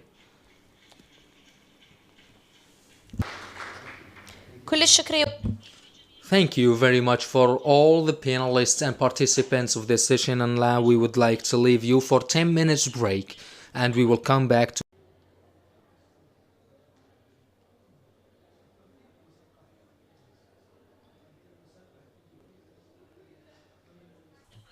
We will start with the agenda of the conference under the title of Culture and Social Changes, which will be chaired by Mr. Mohammed Al-Hammadi, editor-in-chief of Al-Ra'ya newspaper in United Arab Emirates. Thank you very much and good morning again. At the beginning, I would like to thank the Emirates Center for Strategic Studies and Research for the Abu Dhabi Dialogue and this conference of changes and opportunities in 21st century, and also would like to thank them for their amazing achievements. And I'm really proud to be one of the journals who started by covering the media for opening the center at the beginning of the journey for the center, and they've been providing us with a lot of researches and studies during all of these years. Today maybe we need to talk a little bit about future rather than talking about the history. Now what is the direction, what is the trend and what is our journey during the future days. That's why the sessions, the panel discussions of yesterday and today talks about that, opportunities and challenges. When we talk about change, we need to know that we're talking about real challenges. Whenever we have change, we have challenges at the same time. Now with this session, we will be talking about cultural and social challenges.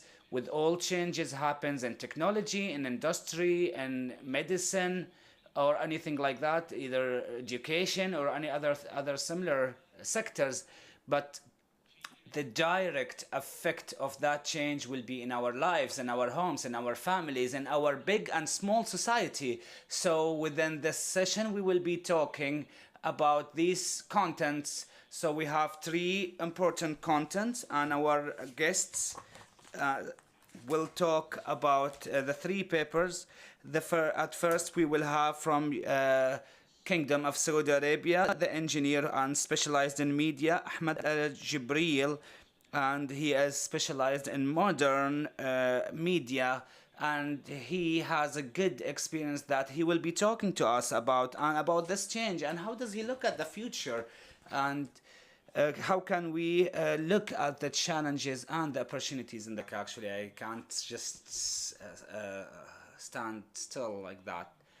Thank you for your attendance. Today we will talk in a very brief way because the speaker, prior to this conference, 3 weeks prior to this conference, they were people were talking about the future of social media platforms, and we heard a lot in media, and we might hear it even today, and you might hear it again, that we're talking about the negative factors of the social media platforms and the threats related to it.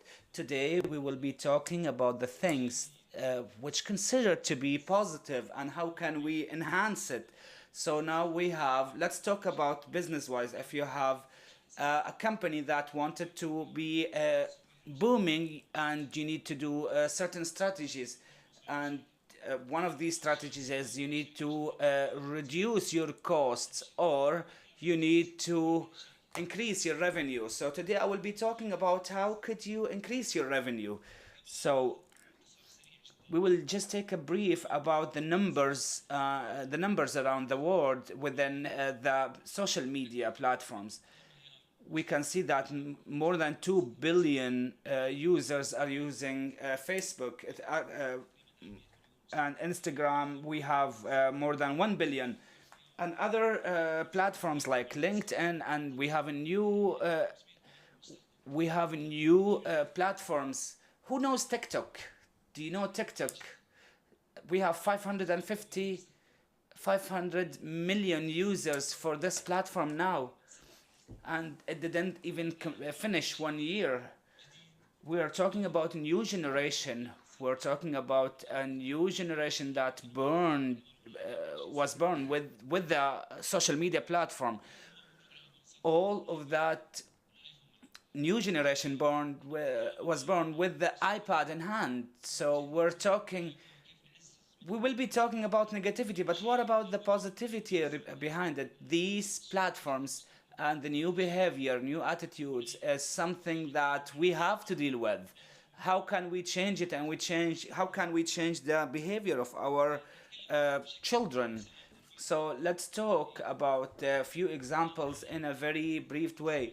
So what did these platforms do in a positive way? It sees one of the things that helped in fighting and encountering the crimes and minimizing it, and arrest criminals through users, through the messaging system of Twitter, the pictures of Facebook. Now the person in his place can report any suspicious activity. He can help in catching the bad guy. These things was not available before. Now we're talking about the discussion platforms and sharing ideas and thoughts. Now, this is new to us. Now, even if you don't have connection and you don't know people, you can still talk and get your idea. And if we know this feature and utilize it well, and I'll give you an example that happened to me personally in 2016, 3 years ago. We had the Snapchat platform. Who uses Snapchat? Well, we can see a higher number. Snapchat, 3 years ago, we had the story feature, and we have more than 200 million users around the world. And there was the story feature for certain countries. And in Ramadan, there was a story which created a mess about Tel Aviv, and why that story feature is not added. So I added a tweet that we can tell Snapchat that we will add a night in 27th Ramadan in Mecca. I don't have a lot of people in my Twitter. I have around 100,000 followers. I was surprised that I had more than 180,000 mentions within my tweet. So this helped, and there were normal users, not media channels, not they're very simple people, university students. So at the night of 27 Ramadan, Snapchat established and activated the feature of my story from Mecca to all over the world. So this helped in creating the space to exchange ideas. One of the ideas which helps is the varieties of media sources. Now, your smartphone itself can be a channel, and it can be a source of information, and this is a reality. And even the international channels like CNN and others are trying to take information and more information from other sources. So we're taking the information from one side is 20 years ago shows that you're biased or non-biased to someone, but when you have information who help in transferring the information in a very fast way. So this can be, and it might be considered as a positivity of it. So one of the good things of this platform, it made the spaces smaller, and it connected people together. Like, people can talk with each other, like a person can talk to his brother and his family from another country at the same time. And also expanding the social participating, so the person now can participate and not being by himself at home, or so they have friends from all over the world. For me personally, I have a lot of friends from Brazil, from Europe, from East Asia, and if I travel to these countries, I can talk to them, and I, through these platforms, also expanding the things like employment offers, other things which can help, and I target the youth and the adults as entertainment.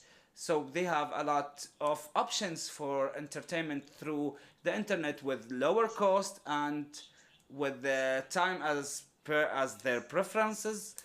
And it's not like before where they had certain timing for the shows or the series, so they can see whatever, they can watch whatever they want, or they can play whatever they want.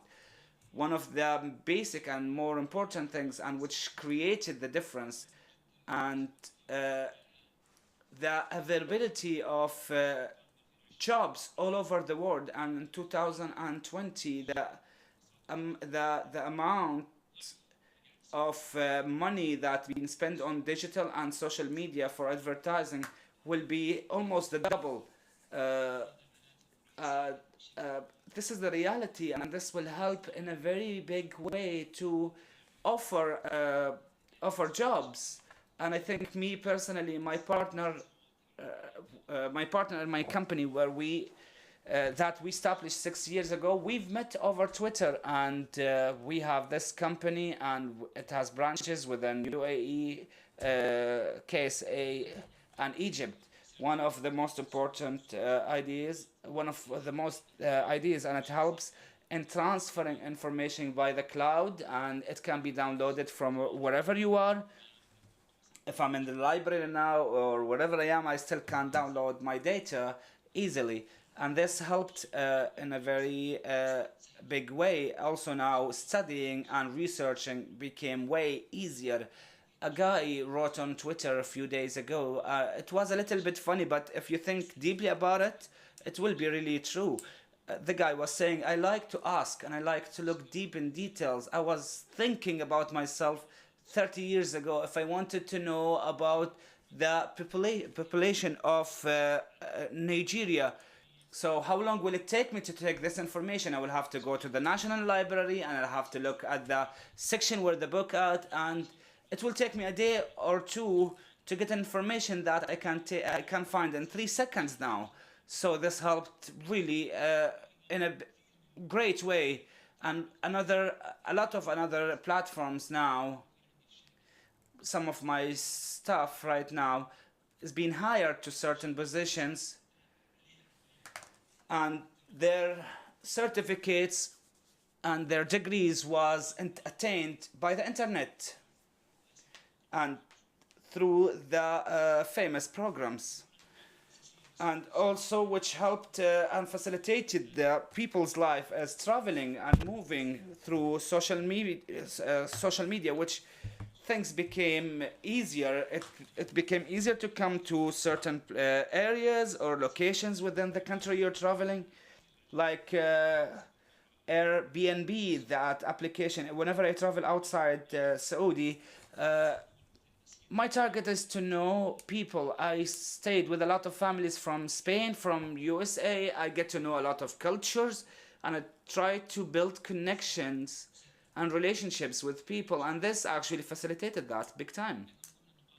Also, one of the points which helped the youth is showing creativity and achievements. And usually before, if the person wanted to show himself and wanted to show him or her achievements, you will need a long time to go through. Like in case if you want to add your paper to newspaper or to share people with your achievement, it would take me a long time, and that's not the case anymore. And these simple things we're living with, it means a lot to a person when he draw a paint and upload it on Twitter, and this can help him in being motivated and being inspired. Also, a faster customer service. Now the customer can get a very fast service through the internet, and he can communicate and serve himself through one button click. If we're talking about the future now, the kids, the young children, of course, the social media and the digital world has a little bit of negativity. But let's talk about the positive again. We have a lot of educational apps like Smart Zone, Education Zone, and this help to overcome the barriers for the children. So this is one of the things. And final, and not least, it helped in providing a lot of opportunities for social and specialized gatherings, and that help for like the application in Red, it's called Meetup, and it helps people to share their skills and competencies and know each other. I remember when I was in USA, I used to attend meetings almost every day with people I don't know by writing that I want to learn today about physics, for instance, and look about this application about people who are interested in physics or different or even different fields. Like I feel like playing soccer today, and I'll just write that in the app, and this helped people to get to know each other. And in a personal perspective, I really gained a lot of information, and it was really good for me to use these platforms in terms of education, enhancing skills. All of these are the main points I wanted to talk about, and I'm really happy to answer any questions at the end of this panel, because we have a lot of points to discuss about. Thank you very much. شكرا. Thank you very much, Engineer Ahmed, for your paper. And it is full of positiveness, and it's full of good things. We see it social media as a positive, but there will be many questions, especially the effect of media to a community. This we might need to talk more about. The second paper, it was supposed to be by His Excellency Dirar, but he apologized. So we have Dr. Amal Balhoul, and she works with Watani Foundation. She will talk to us about the national identity in light of global changes. Please, the floor is yours.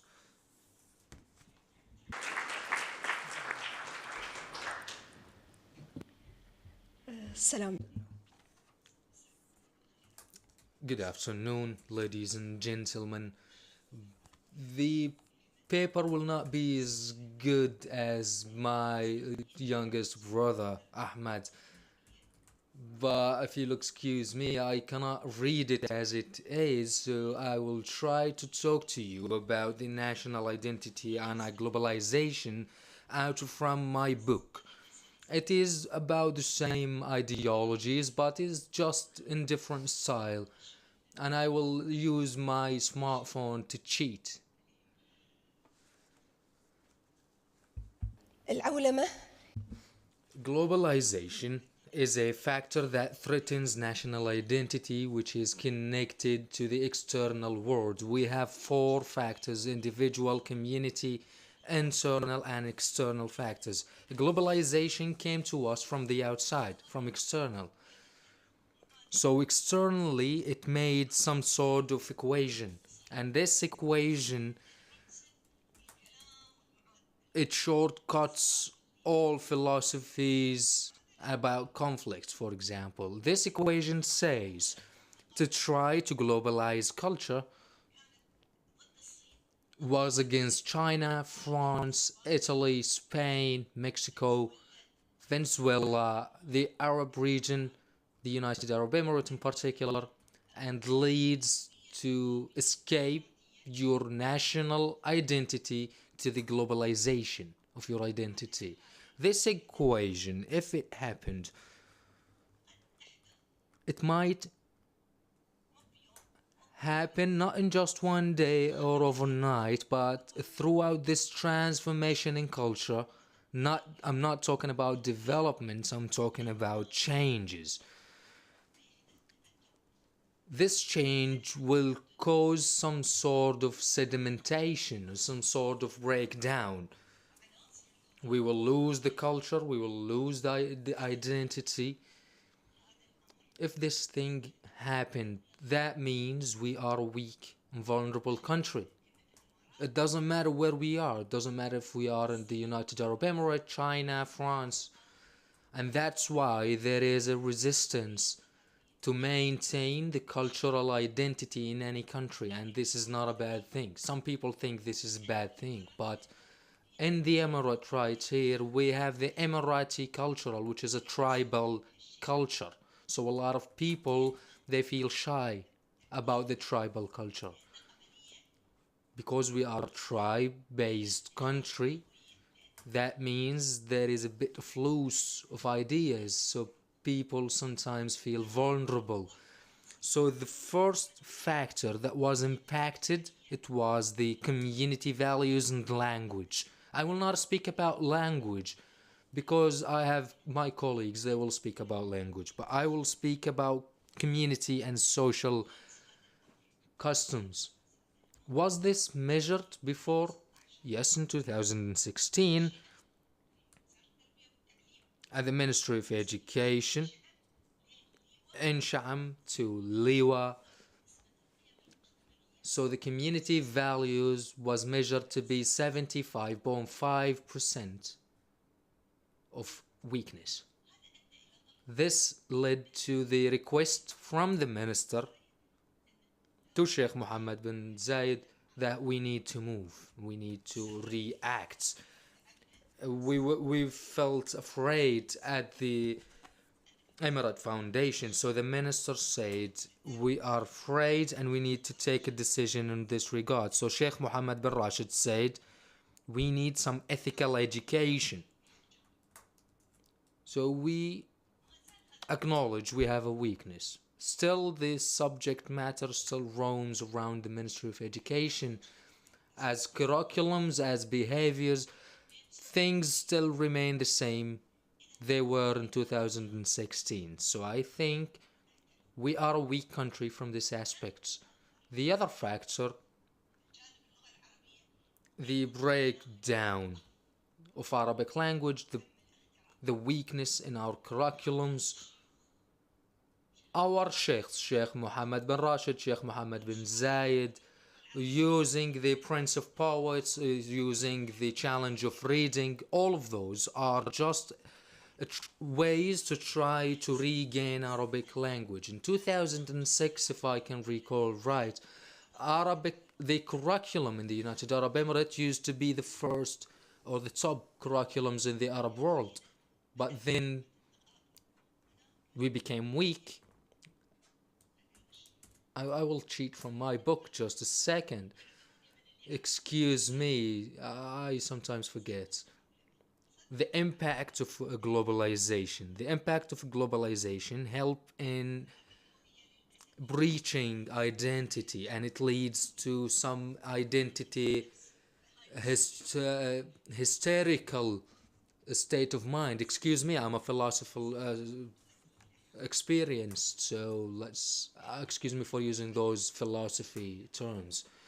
This hysterical state of mind, it affects dealing with family, work, and from work we witness some corruption, financial corruption, and all of this happens because of the hysterical identity hysteria. Was this measured? Yes, it was measured, and it was, I think, measured in 2018. And after 2018, many laws and regulations were issued about corruption and administrative corruption.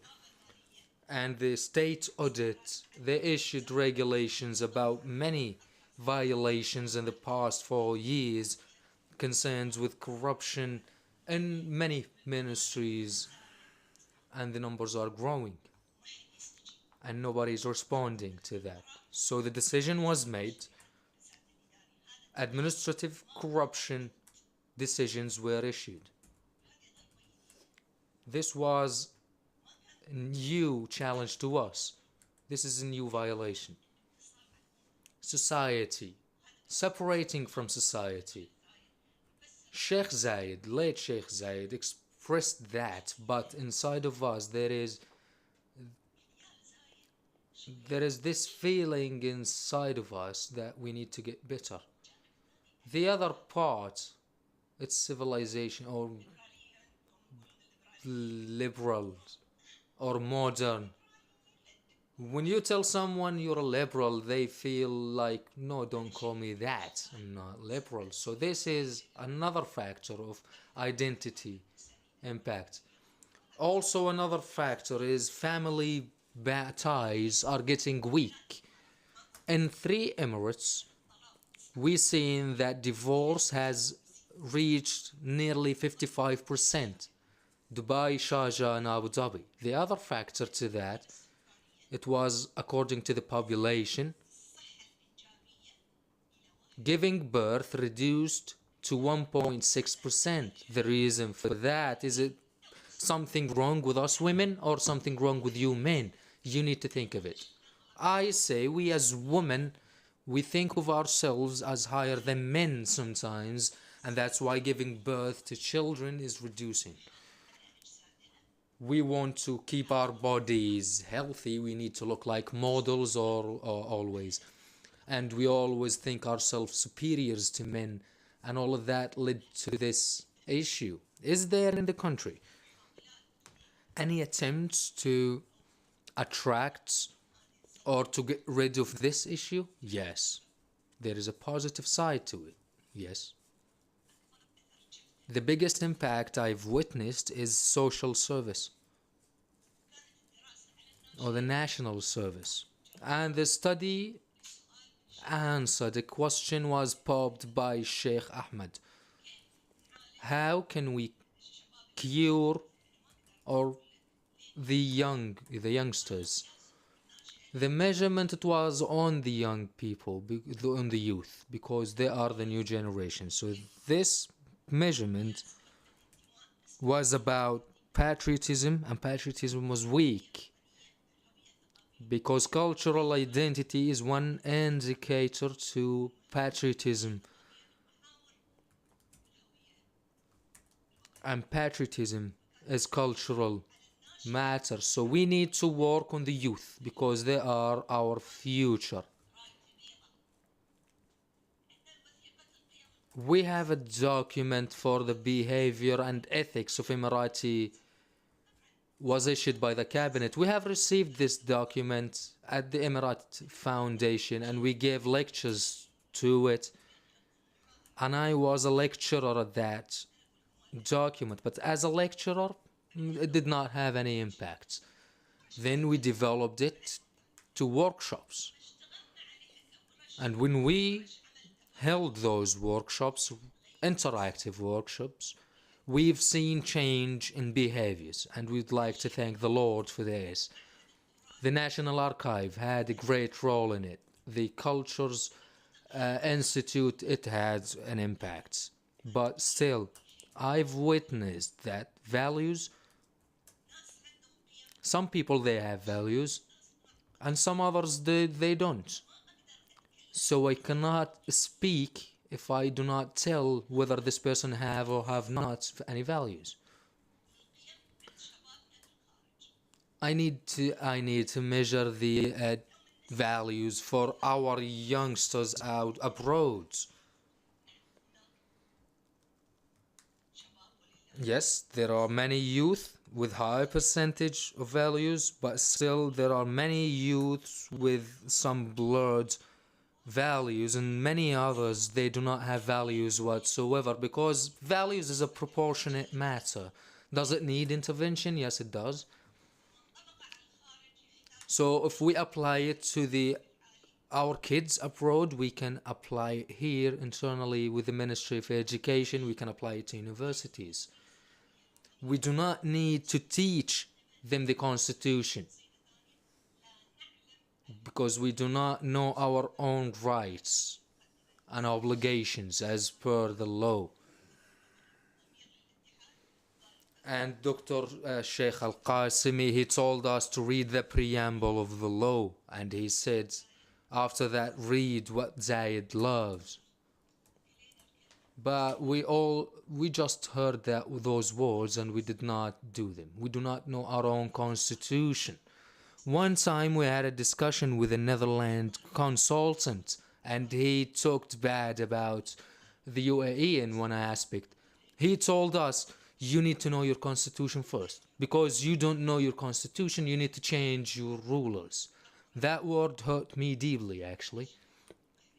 But I would like to thank the Saudi and Bahraini colleagues. They told him to stop talking. They told him to stop saying that about the Emirati people. But still, no one backed us up except for them. I would like to say again, yes, he was right. We do not know our constitution. This is a weakness.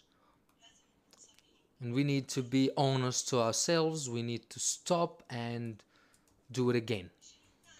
Another thing that we need to look at in our national identity is we need to hold very tight, very dearly our national identity. Many people, they believe that our youth, the national identity indicators, yes, they do. They have it solely, they have it deep down inside, but in their own way, in their own developed way. Innovation, as was talked about with Engineer Ahmed, it is an aspect, positive aspect, dialogue as well. We had an initiative, My Country Hears. It was held by the youth, the Ministry of Youth. But they needed a national dialogue. They did not need some sort of eloquence or push dialogue. No, they need a dialogue that comes from the heart. When they talk, they need to talk with high political awareness. We need them when speak. We need them to discuss their ideas with the biggest and most reputable political professor.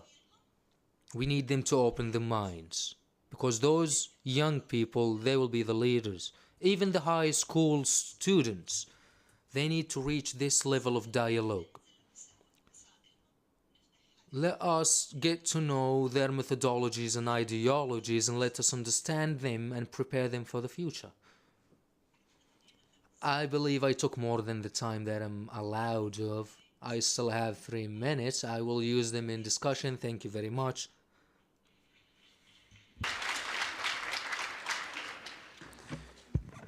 شكرا لك. Thank you, Dr. Amal, for this paper and for this idea. And it expresses a lot of challenges and a lot of concerns on the national level in a very changing world. مريم خلفان السويدي.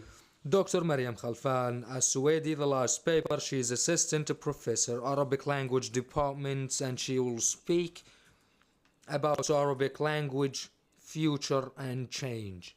Please, Doctor, the floor is yours.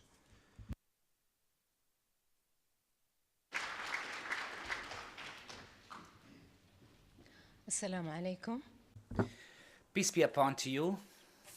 A happy day that I wish for everyone. At the beginning, I would like to thank the Emirates Center for Research and Strategic Studies. The subject proposed was change and the future of Arabic language. Allow me to talk from the German expert when he said that the language is that makes the what do we mean by change? So the world is moving in a very fast pace, and panel discussion they were talking about that, but we need to talk about culture and how can we reserve and maintain the basic and the most important components of it. We believe that any culture get affected by other cultures, but the culture within this should not we should not forget the essentials within it. In this presentation, I will be focusing on Arabic language because it's what we are talking about here. We need to talk about the elements of culture. Then we will talk about globalization, and how can we deal with it? How can some regions deal with it? So the culture is the result, the total result of a group of people staying and reside in a certain place. So, but this is not like within UAE now. When we are talking about the virtual world, now the virtual world does not have any barriers. So we are talking about the role of language to maintain the identity and maintaining the culture. So this either we can empower our language and our culture, or we can just surrender with this kind of dominance. The culture is not an isolated island, as they say, but because it's being showed by the people who speak that language, and they get to know them and they know each other from it. The Arabic language has gone through a lot of challenges through the history, but the direct link with the Islamic religion helped in maintaining and preserving the language. So this can it was said that I did not mean anything but knowing and memorizing the essentials of the language. So, and speaking Arabic became something possible. The problem of Arabic language at the modern life, Dr. Suhair Sukkari mentioned in a interview done at Al Nil channel that the children are learning the languages, especially in Egypt, Syria, and other countries, through memorizing Quran than any other things. So this, which shows to be a very basic way, studies and research is confirmed that it helps in really not learning only the language, but also to enhance the vocabularies, the Arabic vocabularies for the children. So the kids who starts learning by normal books can learn up to 50,000 words. So that's why the French colonization and English colonization noticed this. هذا المقطع At that video clip, she talked about the foreignization of language and culture, and that it created a concern that we all live in, while the youth are learning language that is not theirs from a virtual world. So what do we expect from those people and young?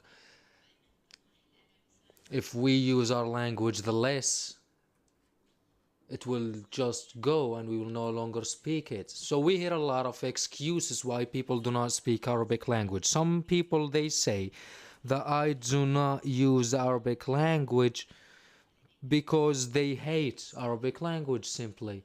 And that's why the young people nowadays, they say the same without understanding. Some people say not using Arabic language because it's not a language for science and because it's a very difficult language. And I think this is wrong, and we have evidence to that. The difficulty of learning Arabic language, to whomever says it's difficult, it's not harder than Russian, Japanese, German, and Korean. So those nations, they did not leave their language aside. No, but the global capitalism, they depend entirely on those languages. So if we do not hold dearly our own mother tongue, our language will perish. So Japan accepted all terms when they were beating at the World War, except for one term, and that was not letting go their language. And that's why they are a role model right now in the world.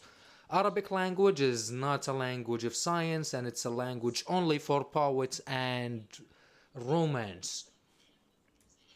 So how can we say the language of science reached Europe and USA, and how Europe exited their dark ages? It was because of translating Arabic language. Those sciences were the Arab sciences. Even the Greek sciences, they were translations of Arabic language. So that language, the Arabic language, there is nothing wrong with it, but the wrong is with us.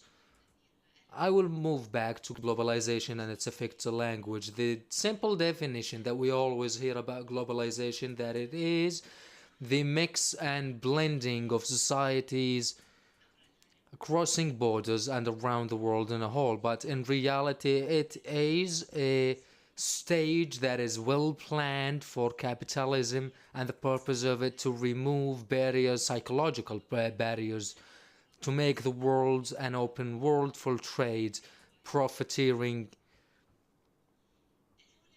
Globalization imposes the culture of the stronger remains, and surrendering to this cultural flow, which is based on the other language, that means the other weaker languages will perish and will die, and it will become only a subsidiary. The question that pops up, to what extent that we can keep our culture, since we are here in the Emirates, are a mix of many cultures. So language here should be a main pillar. Language is not just voices, but it is the perspective of individuals toward the world. So either our individuals will absorb the other cultures and other languages, or that individual will be connected to his own language and his own culture. And in this case, that individual will choose out of awareness and be himself and prosper.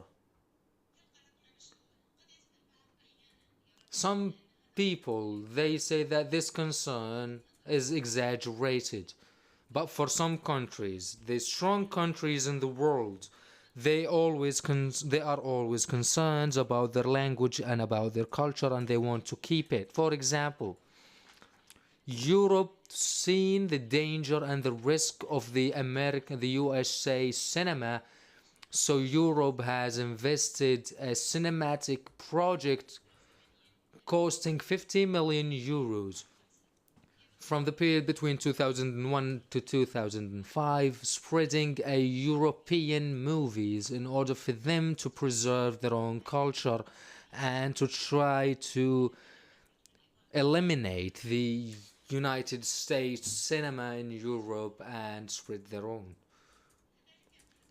Also, we can clearly say that the French, they are concerned about their personality and cultures and identity. So Francois, the former president of France, has said that he has a concern that the French people will lose their culture.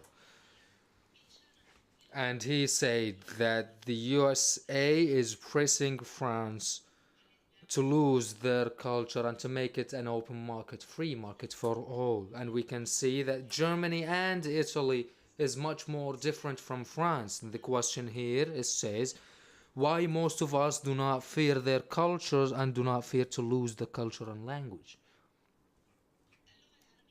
Arabic language, in light of those changes, we suppose we need more efforts to be exerted to maintain it and preserve it. Globalization is a concept worldwide, and we cannot deal with it separately, but we can deal with it along with preserving our language. Arabic curriculum, editing and preparing well-skilled teachers is important, taking consideration of Arabic language and translate softwares on computer, for example, that will give great benefits. Also using Arabic language in media and social media. We need to pay more attention to Islamic and Arabic culture and to show that it is a bright and positive culture and not negative as most people know. First of all, Arabic language needs a decisive political decision to put it back on track,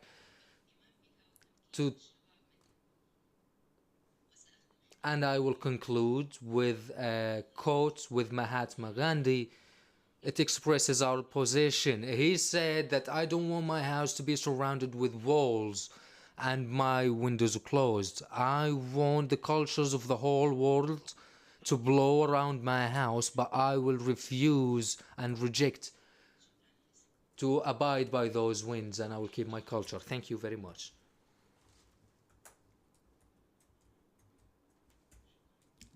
Thank you very much, Dr. Mariam, for your session about the Arabic language throughout history and in the future as well, in light of the changes. We have a couple of minutes to receive your questions and remarks. So if you have any question, please raise your hands and have your question in short and direct, please. طيب. Doctor, there in the back. Thank you very much. Khalil Ali Haidar. The question that I want to ask Dr. Mariam, we are currently facing two futures for the Arabic language. Either we just make it our own language and maintain it as our precious jewelry, but or to open up and make the Arabic language as a global language.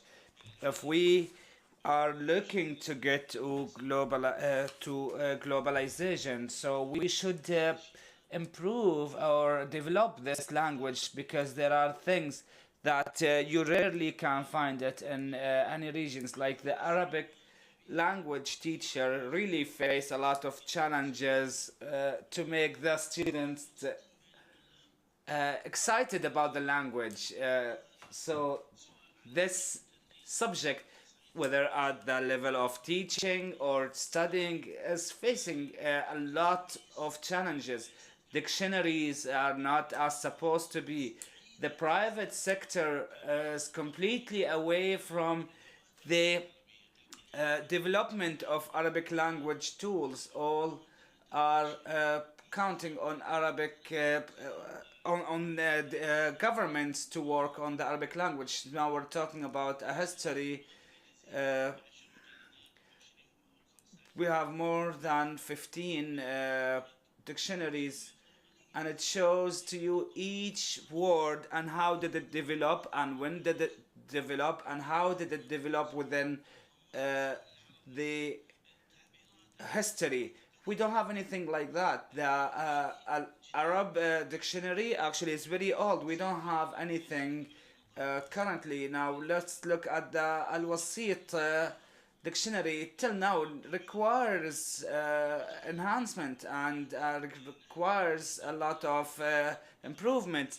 We need to improve our teaching and education tools. Till now, هنالك a lot of mistakes in writing the Arabic letters, and you can see it in the autocorrection of the computer. So we need to correct a lot of things, into vocabulary and to writing skills. We have a lot of things, and any English person studies English language within few years will be able to be completely fluent. Now we have, between the common Arabic and the classic Arabic, we are facing a very big problem. Now the person is thinking with the language and talking another language and reads and talks in a different language, or we can call it accent. So let's keep that into consideration and ask ourselves, what do we want? And is globalization, we are under the pressure of globalization, so let's attain and use that opportunity.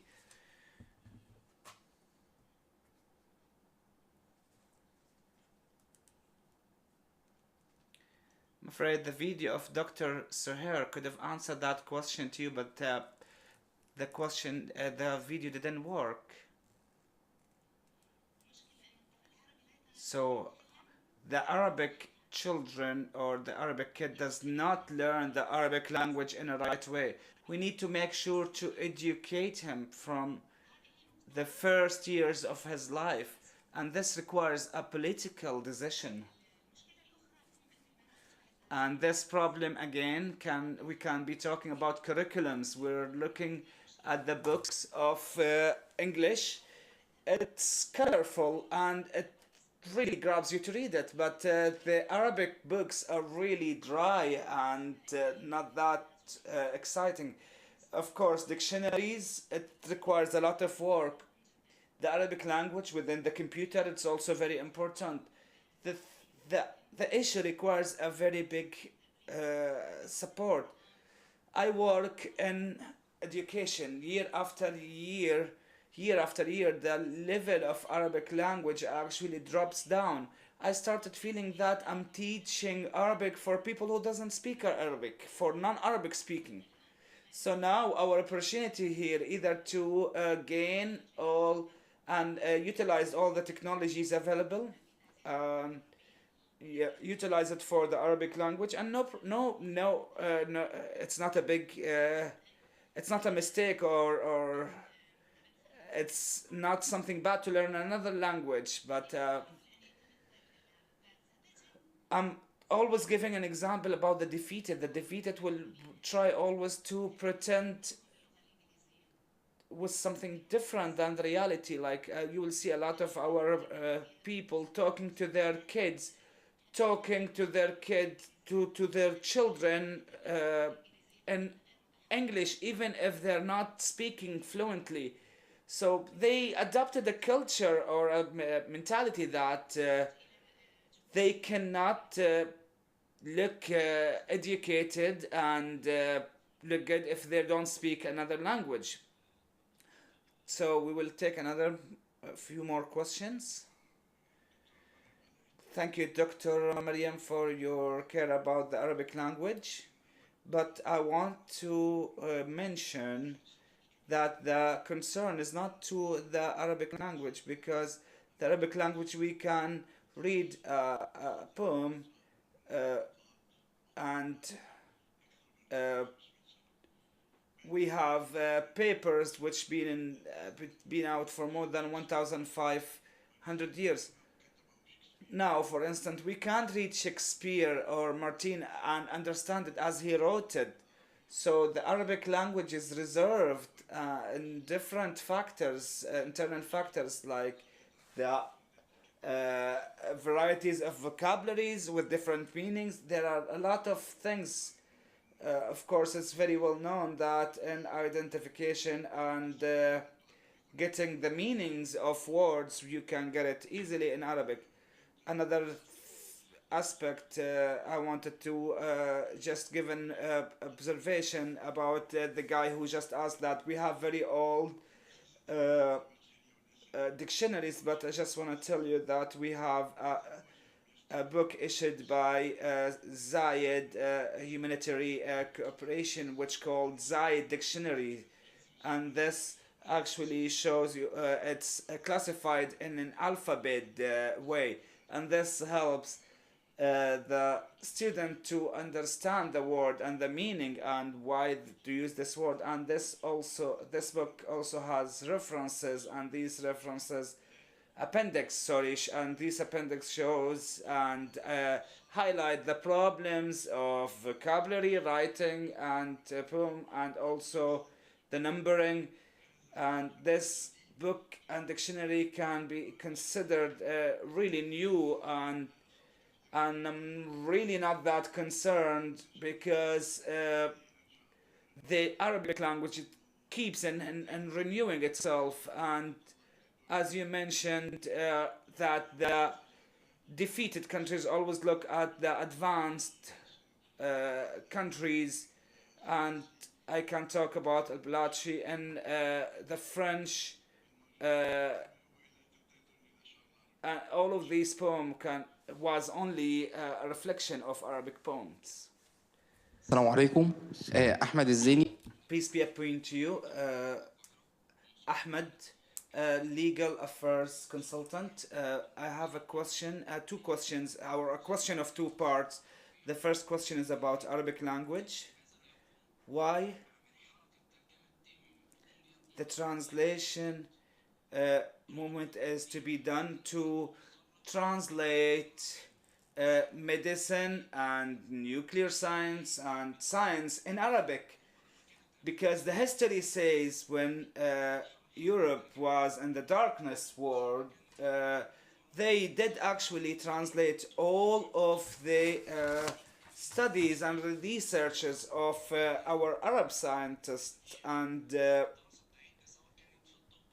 now all the studies we do in engineering, medicine, or any science, we do it in English, not Arabic. And the second question, within the revolution of technology and communication and what all we are going through right now, unfortunately,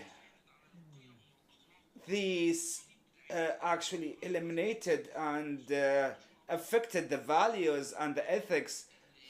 Now, family members are not talking to each other, even if friends. If 5, 6 friends are sitting together, they will be on their phones. So we want to put some kind of legislations to stop that, or some kind of control to stop using, because the society can be as good as the families.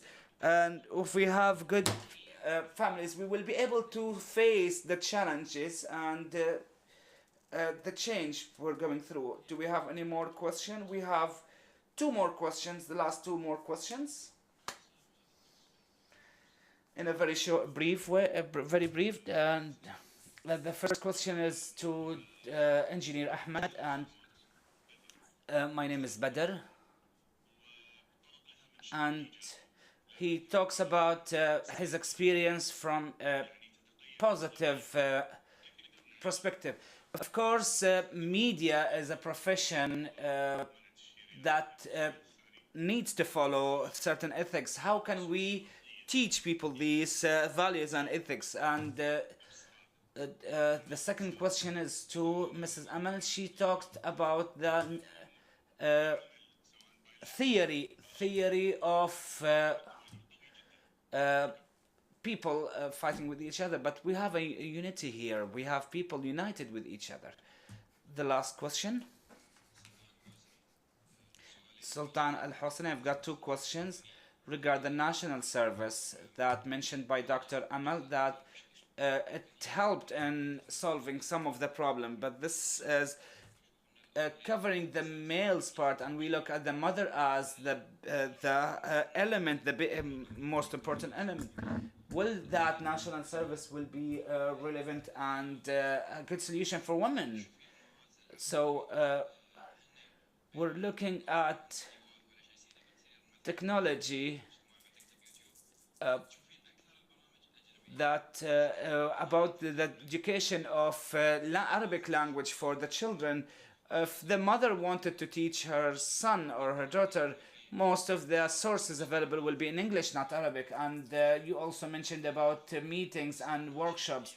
And we know that there are groups, for instance, Abu Dhabi mothers who contains more than 300 families. How do you communicate with them?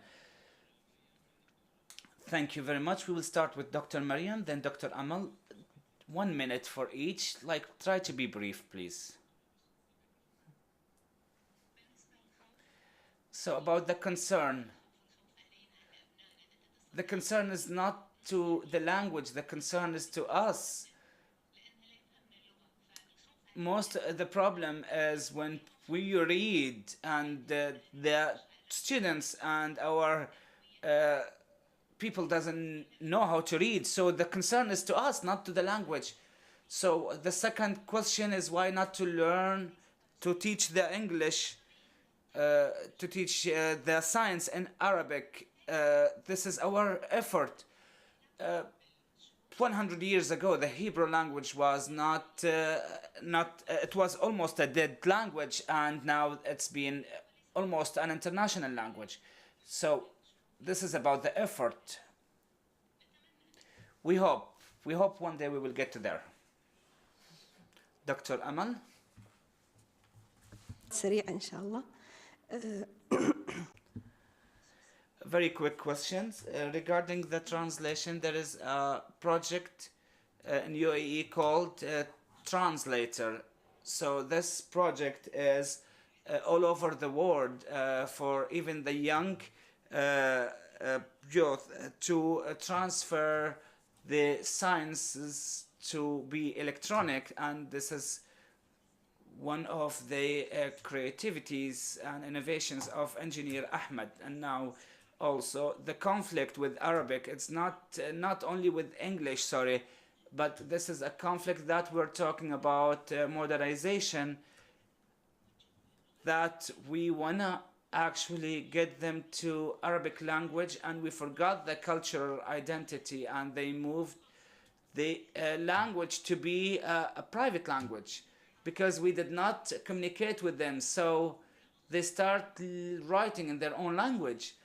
So before the language, we need the communication, the dialogue, in order to get into discussion with them. So even we, the senior people, we don't know what they're writing in Arabic. We will think that they're writing in English, but they're not writing in English, and they're not writing in Arabic. But if they get to know the Arabic language, will be better even than us. Because I have, for instance, a daughter who, when she studied everything in English, but when she got really well in Arabic, she started correcting me. We talked about raising ways, and we're talking about measurements here. So what are the ways or the raising affecting ways? So the family will affect to 45%. Family school will affect up to 65%. So the participation of family is very low, and this is for the youth from 13 to 14 years old, to 17 years old. On national level, it's 75%. The ping pong ball between family and school, you are the reason, I am the reason, you are the reason. So puts the student in between. اللوم على الأسرة ولا برد اللوم على المدرسة؟ Who to blame at the end? Is it the family? Is it the school? I can't deal with the family and I can't deal with the school.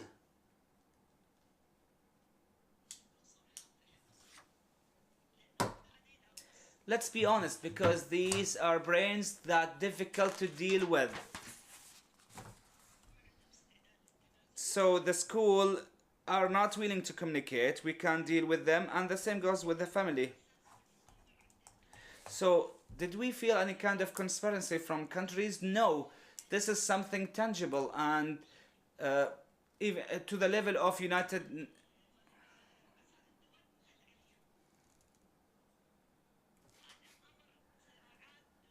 This is more of an international conflict, or we can call it a Cold War.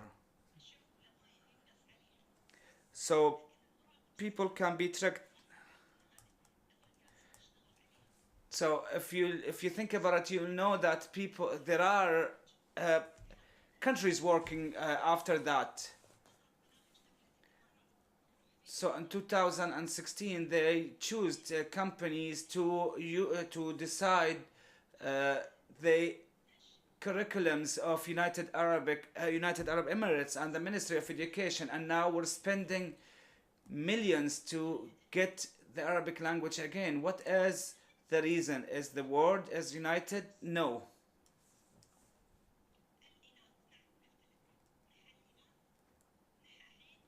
So females were affecting actually the social security. Yes, because of the arrogance under the title of empowerment. Can we get somewhere as women? Of course, we can get to a lot of things, but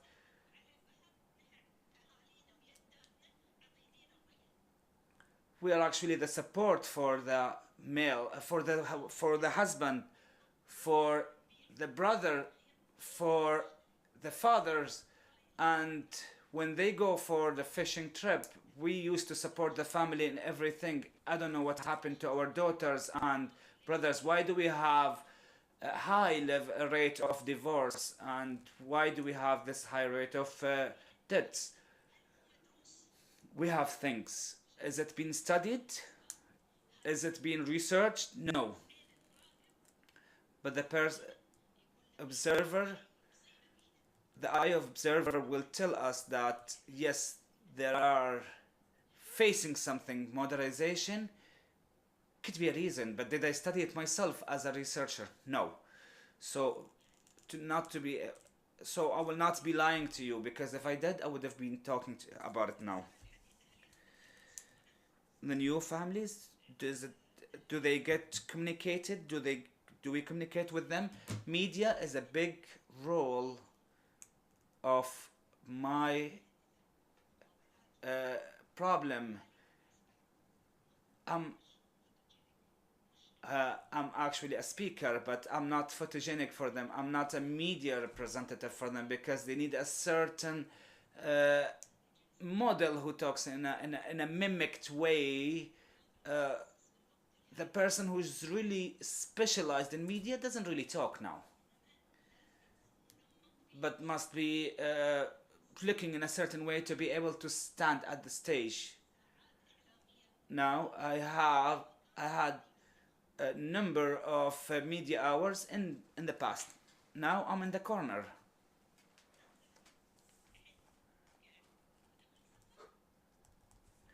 As a specialized, no, full spot on.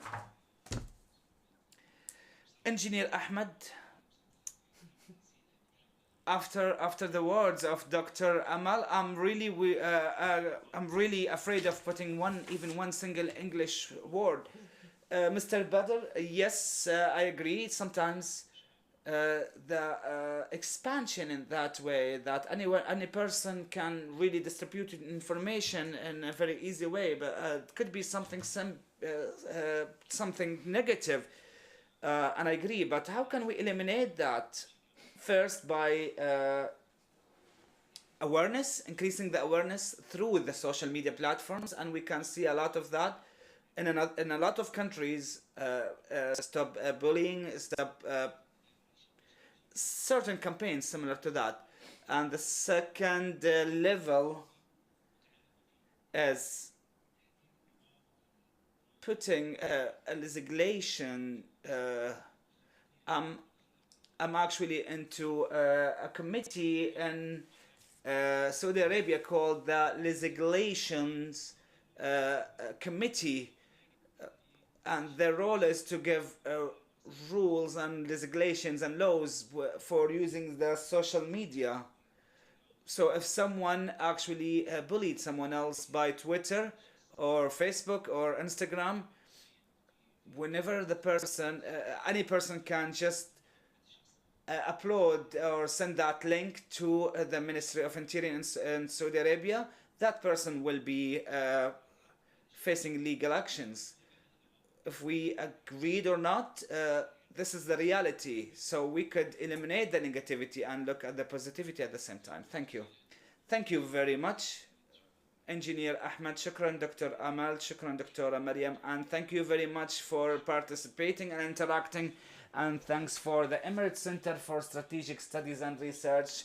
Since we're talking about future and challenges, let's talk about the word of Gandhi, that we don't need to build walls or close our windows and our doors, but we need to be open to everyone, and we need to be ready for the future, because the future is coming.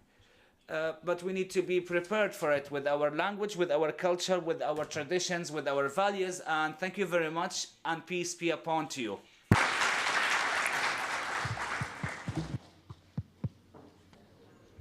كل الشكر والتقدير. All the thanks and appreciation for the panel of this session. And now we will show the results of the survey of this conference.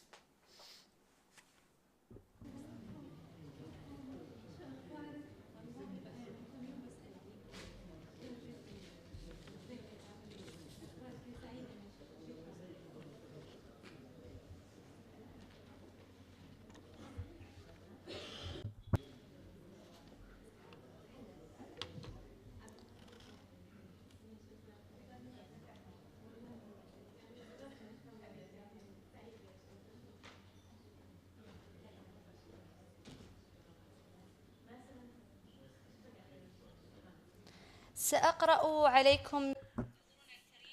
Dear audience, I will read to you the recommendations that came with the 24th conference about the challenges and opportunities for the change in the 21st century. You will see also a copy of these recommendations, the statement of the 24th annual conference, challenges and opportunities for change in the 21st century. So through the interactions and participating during the last 2 days, the 24th annual conference was coordinated and in the capital, Abu Dhabi, for 26 and 27 March 2019 by participating of top experts and subject matter experts from United Arab Emirates and from other countries. At the end of the conference, the audience showed their appreciation to United Arab Emirates under the leadership of His Highness Sheikh Khalifa bin Zayed Al Nahyan, and the importance of discussing the challenges and opportunities and looking at a scientific approach and methods, and also the participant showed their appreciation to Sheikh Mohammed bin Zayed Al Nahyan, Crown Prince of Abu Dhabi, for his encouragement in order to work and to get a scientific vision to be able to face the future, whether in United Arab Emirates or other GCC countries and the world countries. And also the audience thanked His Excellency Dr. Jamal Sanad Al-Suwaiti, the CEO of the Emirates Center for Strategic Studies and Researches, to highlight the very important issues and of change and how would these changes affect directly or indirectly in different fields of in the Arab region, and putting the basic features about the change and how to deal and respond to it through the history. And also, after a very long and fruitful discussion, the conference came with the following recommendations, looking at the fast-paced changes and deal with it through a scientific approach, through a specialized institutes, because not responding in the right way will mean that we will stay in the corner. Also, focus on and supporting the studies and researches to highlight the upcoming challenges and discuss the visions and look at what help the decision maker and take the right decisions. Third, giving top priority at the new technologies in terms of energy, and look at it into a positive and negative approach, and also looking at the oil and gas sector and how could you work with it to maintain the sustainability on it. Also looking at mechanisms and ways to ensure the sustainability of the sources of energy and attain the highest value possible and reduce the oil and gas production. And also, fifth, ensure the necessity of being prepared after the world of oil, and look at the modern technology fields and putting strategies and methods to be able to work with the fourth generation and work with working after the fossil fuel and look into the new sources of energy. 6, giving attention to the new technology fields like the artificial intelligence, and look at the sources of threats and security risks, especially that artificial intelligence can help in stabilizing security for countries. Also enhancing the internal security, approved internal security, and that based on technological and the technology, and also enhancing and improving the human skills and competencies. 8, the accurate study about the field of warfare in terms of weapons, arms, and other areas which will help in changing the idea of warfare, and it will eliminate a lot of the conventional ideas of wars, and this will also look into the high pace and advancement, and also focusing on unconventional weapons, which is related to artificial intelligence, and relooking into the planning and studying and researching in military schools and institutes in order to be able to cope with the new changes, studying the new technologies and artificial intelligence in the societies, and how to be able to cope with developments to build relationships and social relationship. 10th, focusing on building social institutes and agencies that helps the individuals to increase their critical thinking skills. And 11, the necessity of having proactive procedures by using technical methods and emergencies, and to be able to utilize the maximum possible data to be prepared for all the levels of the crisis and responding to it.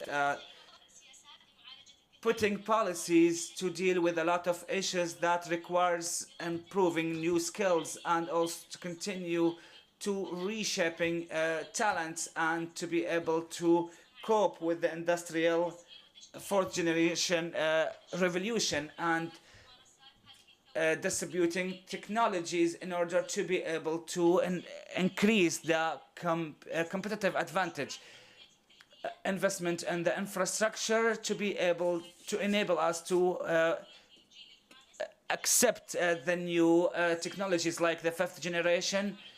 Also putting a new industrial policy to be able to link technologies with all other sectors. 14, supporting industrial strategies and knowledge to ensure and promoting sustainability. 15, the importance of activating and focusing onto the curriculums and the data available to be able to maintain the Arabic language and reserve it, and to be able to utilize the new media ways and the technologies. Final recommendation, dealing with the phenomena that facing the Arabic language, especially the education, curriculums, school books, and also enable the mothers to be able to cope between and empowering her into the marketplace. And this is what's been discussed in this dialogue regarding the language. And now we will open the stage for discussion for 10 minutes. So whoever got any comment, have any comments, please introduce yourself, and you may give your comment, but it has to be in brief.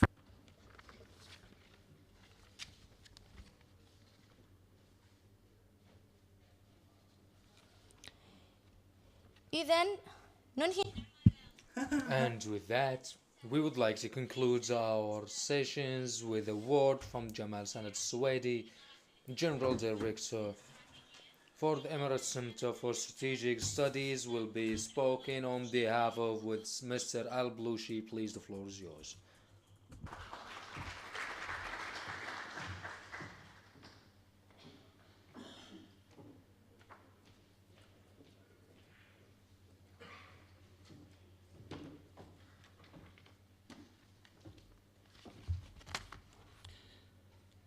بسم الله الرحمن الرحيم. غلط معناه. legal صح مظبوط كمان. Ladies and gentlemen, peace be upon you all. And in conclusion of the 24th Annual Conference, Challenges and Opportunities for Changes in the 21st Century, here at the Emirates Center for Strategic Studies and Research. It was concluded in the past 2 days. I would like to tell you that we are more than grateful for your participation in those sessions, and I would like also to direct my deepest gratitude to the panelists, which seriously prepared and discussed. It also proposed a practical solutions to give a holistic view on how to encounter and face the future challenges and grow more opportunities on the run. Dear guests, the 24th Annual Conference for the Emirates Center for Strategic Studies and Research, which celebrate this year over 25 years of establishment, it represents a new point that the center has worked very hard to spread their ideas, and this conference with its 4 sessions have discussed many important issues that talked about challenges and opportunities in the 21st century, and it is within the concern of this center to the topic of foresighting a future and putting some stones to achieving their own goals. And undoubtedly this conference with its discussions and dialogues and recommendations establishes a cornerstone, stepping stone also to the future scholars by governments and individuals and research centers around the world.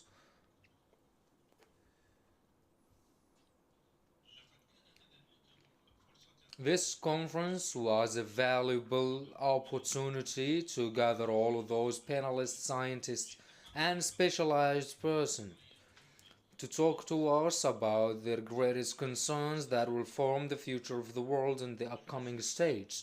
We appreciate the participants and the speakers for their ideas, and I would like again to thank you very dearly for your participation and discussion and interaction. So here at the Emirates Center for Research and Studies, we will work hard that your proposals and your discussions and ideas will reach to the decision makers to translate that into policies and strategies implementable and practicable. Thank you very much again, and have a good day.